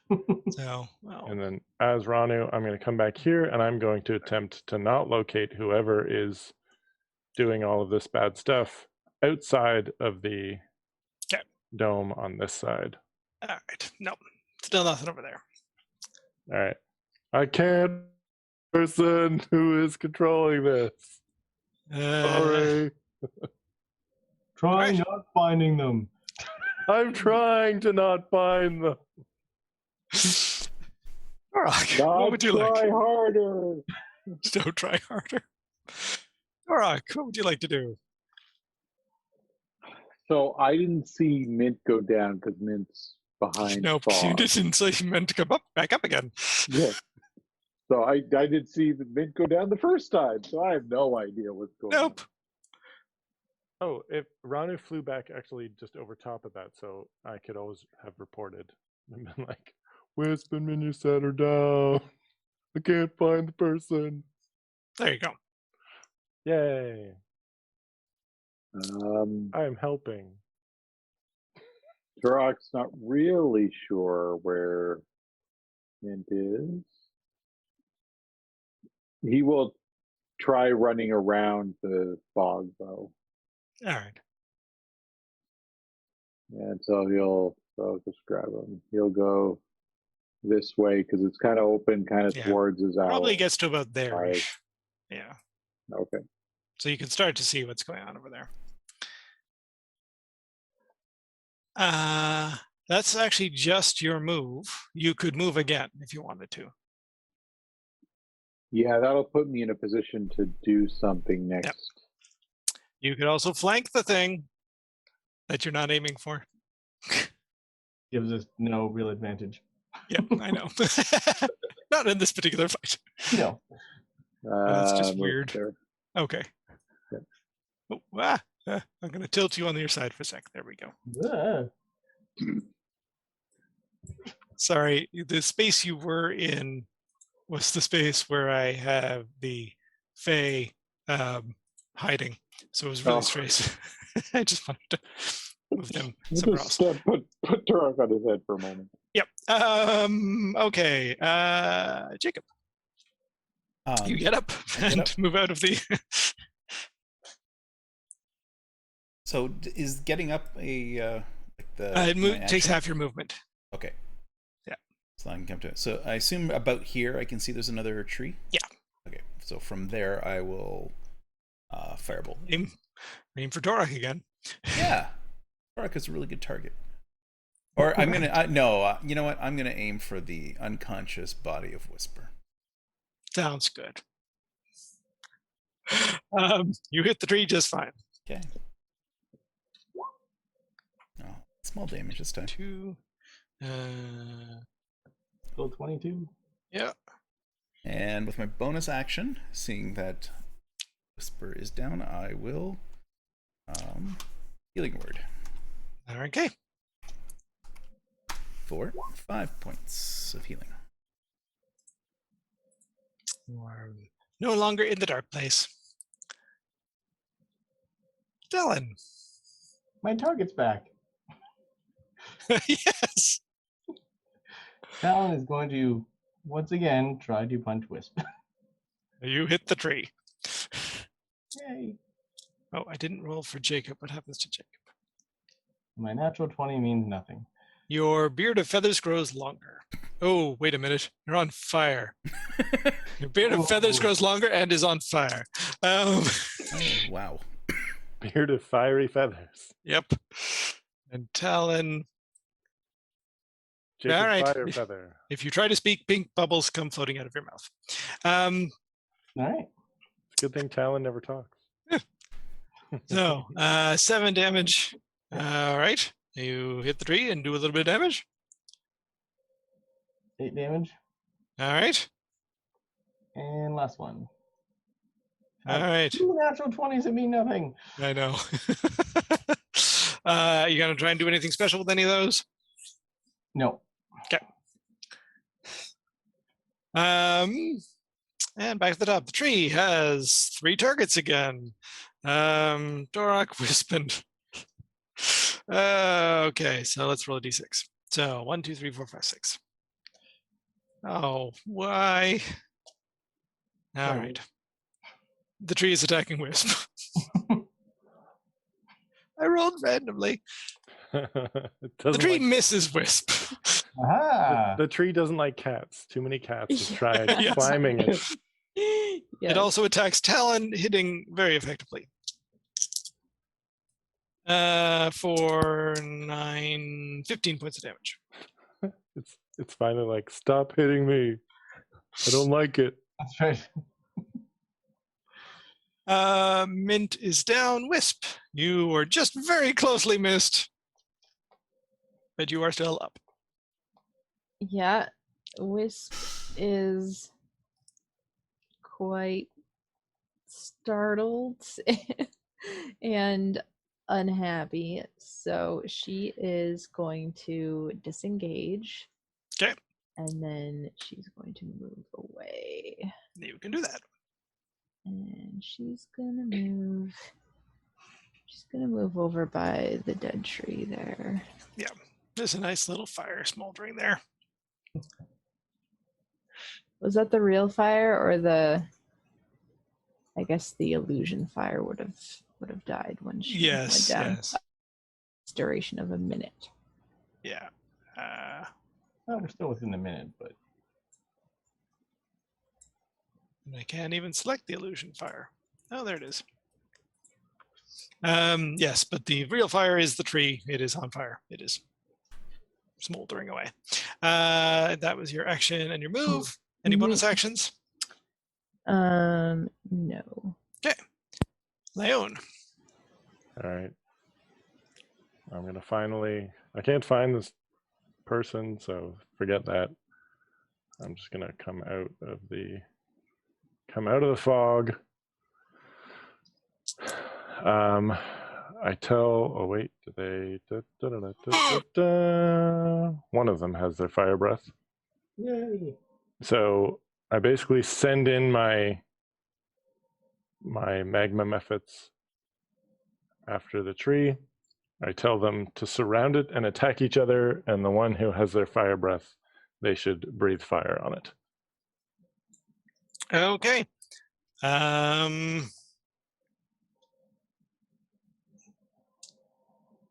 It makes it save, but it will take full damage because it takes half and then double. Takes 9. 9. All right. Okay. And the other ones are just attacking you normally? Yep. What do they attack with? Claws. So slashing? 1d4 plus 1 slashing damage plus 1d4 fire damage. Oh, nice. Yeah, go ahead. And yeah, they're trying to attack each other, but yes, they end up hitting it. So roll the d4 regular damages first, and then the fire damages second. Okay. So, slashing damage is 2. Yep. Plus 3. Plus 5. Okay. And the fire damage is 2.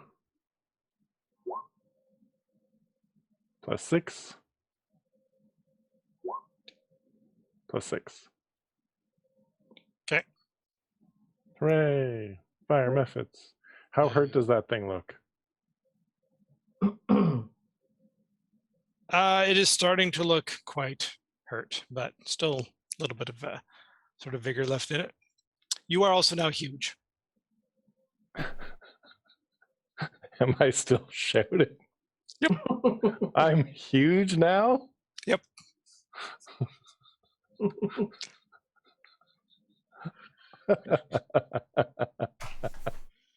Aurigleon. Doesn't that mean that I take up 8 squares now? Or am I am I already huge? You are huge now, yes. You're taking up the 9 squares. You are as Like big as a the- Treant. It's like the Godzilla versus Kong. Leon just used to go and be like, ah. I'm kind of tempted, but I'm not going to. Instead, I'm going to attempt to shoot Torok in the back with my bow. Sounds good. You hit the tree. Do I do any extra damage because I am now huge? That's a big arrow. Yes, You should roll double. put the tree. Double your usual damage. Okay. So it'll be 2d8 instead of 1d8? Yep. All right.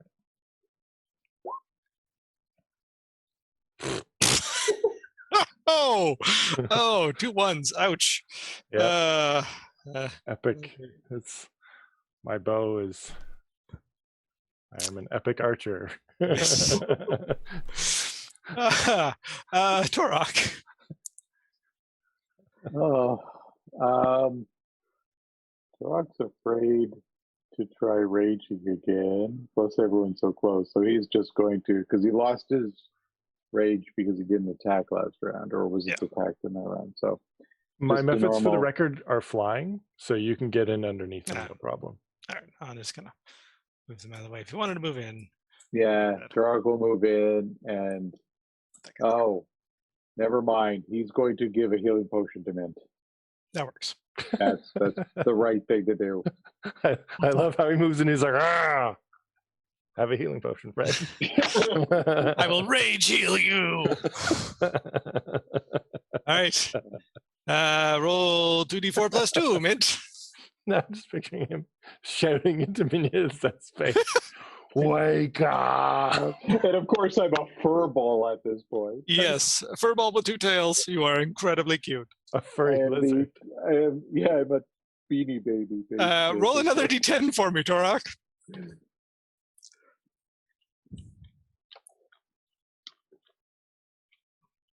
Two.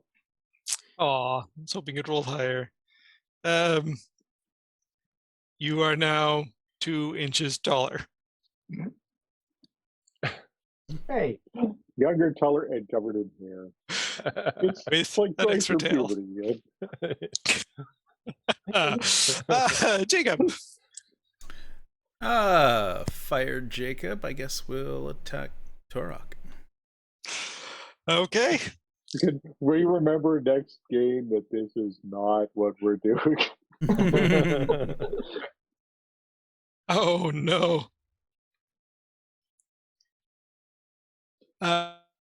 What was the maximum damage for a firebolt be? By me casting it? Yep. 24. All right. So you do 24, which is 48 damage, which kills it. That was the wild magic. Is Nice. you do maximum for the next spell. So, pretty much as soon as that goes down, you all feel sort of, well, pretty much all of the effects on you sort of slowly drift off. You can sort of feel the weirdness around you seems to be fading as well. And there is clapping coming from somewhere not that far away. as a shadow sort of disengages. So it's already night, it's already dark, and under the trees, sort of where some of you are, there's sort of deeper darkness. Sort of some of this deeper darkness just sort of detaches itself, and it moves sort of like it's sort of roughly human sized. It sort of moves like a person and is sort of roughly human shaped, but it is just it's an area of like darkness. But you can hear clapping, like there's some sort of physical thing that is making contact that sounds like clapping, and this very like rich, resonant female voice says, "Congratulations, you have passed."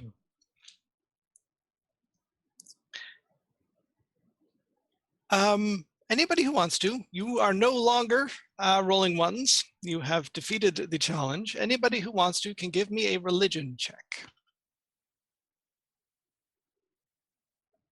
All right.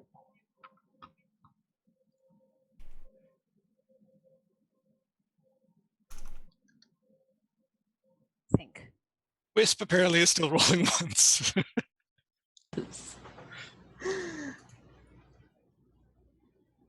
All right, so Jacob, it's pretty good. I didn't study. Yeah. Mint is okay, Torque's okay.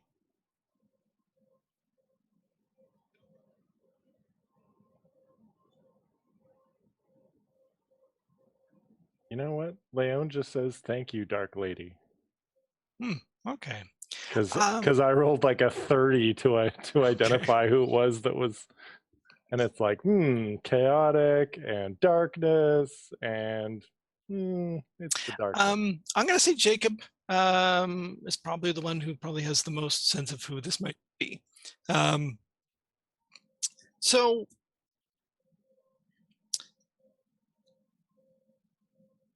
given the sort of aura of chaos and power and the magic that you've been sensing around you, given sort of everything that's happened, and just the way this person is depicted, you sort of like you flash back to some memory even that you hadn't remembered before, of some book you've read.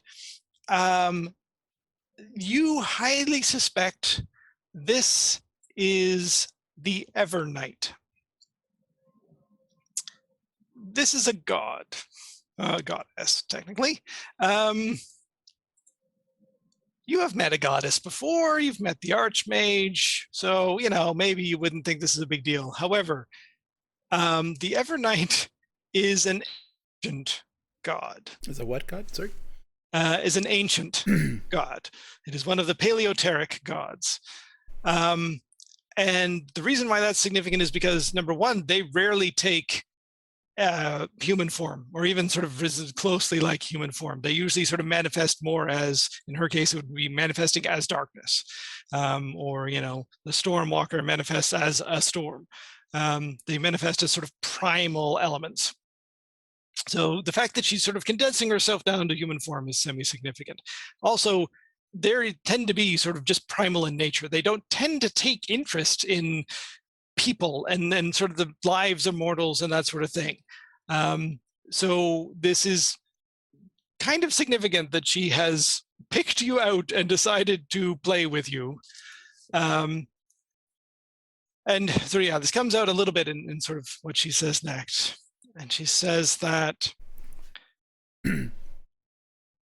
I was curious as to the capabilities of those who had brought my sister back from the darkness. Jacob, you can make that connection relatively quickly, and Leon, you're probably starting to click in at this point. Yeah. This is not who I thought they were. The Tree of Shadows is the Evernight's sister. The Tree of Shadows is the her that, or was it She Rises, was the last words of the vampire. And I believe you'd figured out that it was potentially the Tree of Shadows who was rising. So the Evernight, saying, I was curious as to the capability of those who had brought my sister back from the darkness. I wanted to see what you could do when challenged with adversity. You have been creative. I am impressed at your capabilities and see now why you have succeeded so far. To congratulate you for your success, I grant you each a charm. And she waves one of these sort of shadowy appendages that vaguely looks like an arm, and 6 sort of weird floating stones sort of appear in the air, sort of one next to each other, with sort of runes upon them. And she points to each of them and says, you may choose among them which you will.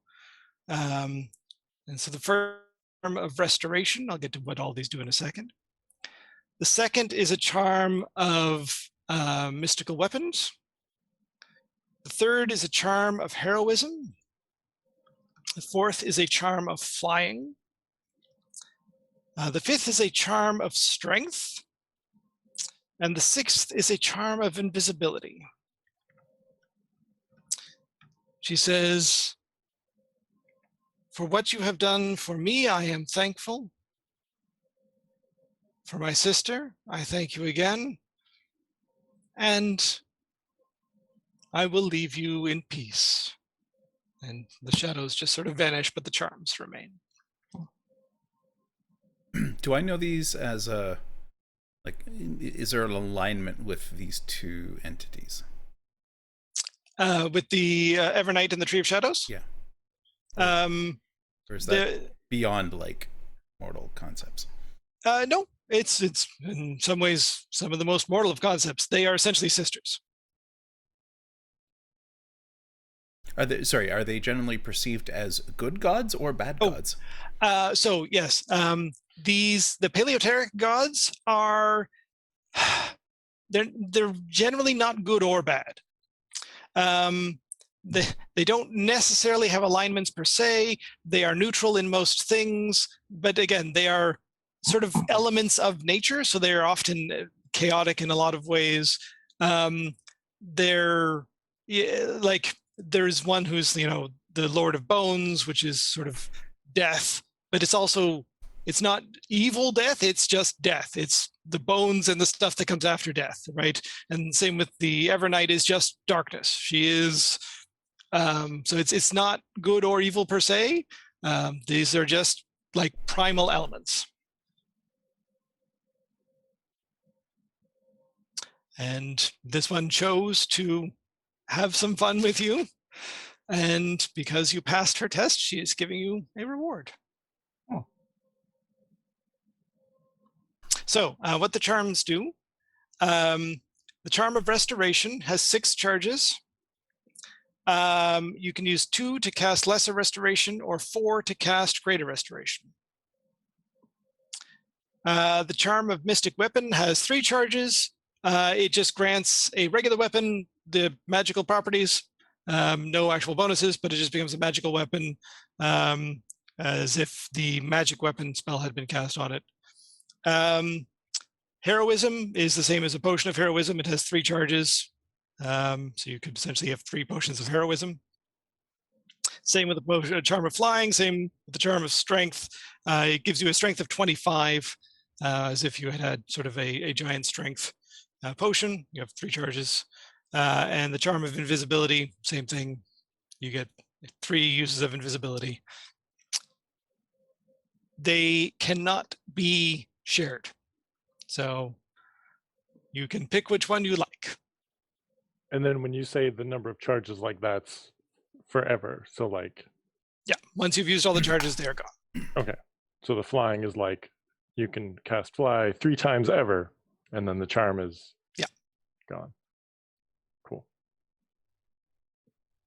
As this kind of happens and it fades away almost immediately, almost reactive, I kind of take a knee and say out a little prayer and say, Evernight, I thank you for these gifts. If there was one thing I would want is for the darkness in my mind to be dispelled. Ooh.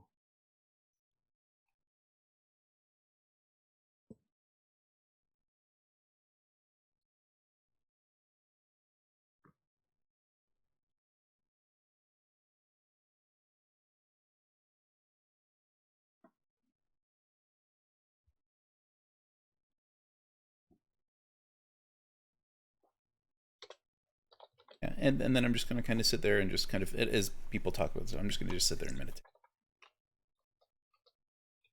Because I'm a meditation master now. Yeah. I'm going to say that, again, from within the darkness in your mind, from sort of your point of meditation, you hear that same voice of the Evernight come forth and say, as much power as I have, this darkness is controlled by another. And I am not able to dispel it.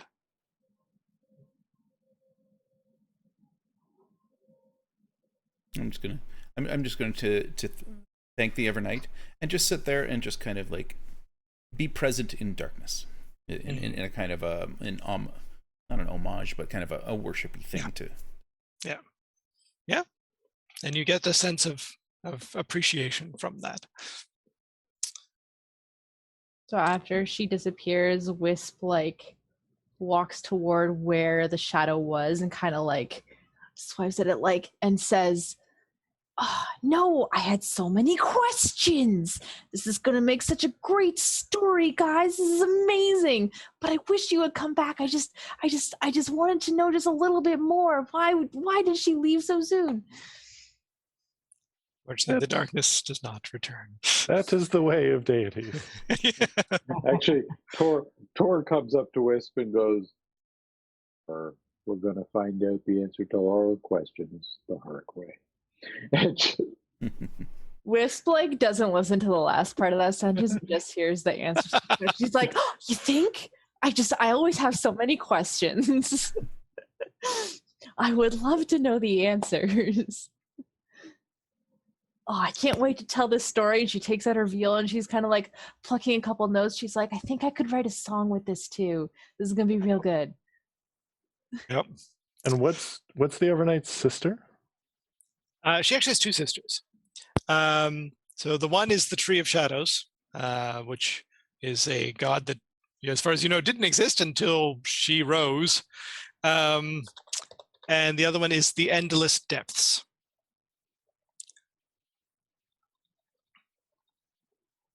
Who is sea and darkness and nature and the grave. So yes, the three sisters, the Evernight, the Tree of Shadows, and the Endless Depths.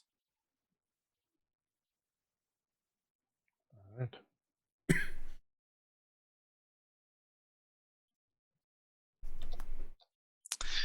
Yeah. So we can figure out the charms a little bit later if we're interested. We're sort of a little past 10 o'clock. So as the stillness settles on the evening and you slowly resume your normal shapes and otherwise sort of the other affectations disappear on you as the Music wild magic stops. Yes, the music finally stops. Okay. Yeah, you sort of return to your fire. You now have 3 nice fires you can pick from, and sort of can rest for the evening from there. So congratulations from the GM side of things for figuring out this weird, fun little challenge that I come up with and having some fun with that. And hopefully you've had some fun, and hopefully you guys had some fun with it as well. And we'll see you again next week when we resume our mostly regularly scheduled program and get back to the adventures at hand. Okay. You guys take care, and we'll see you next time.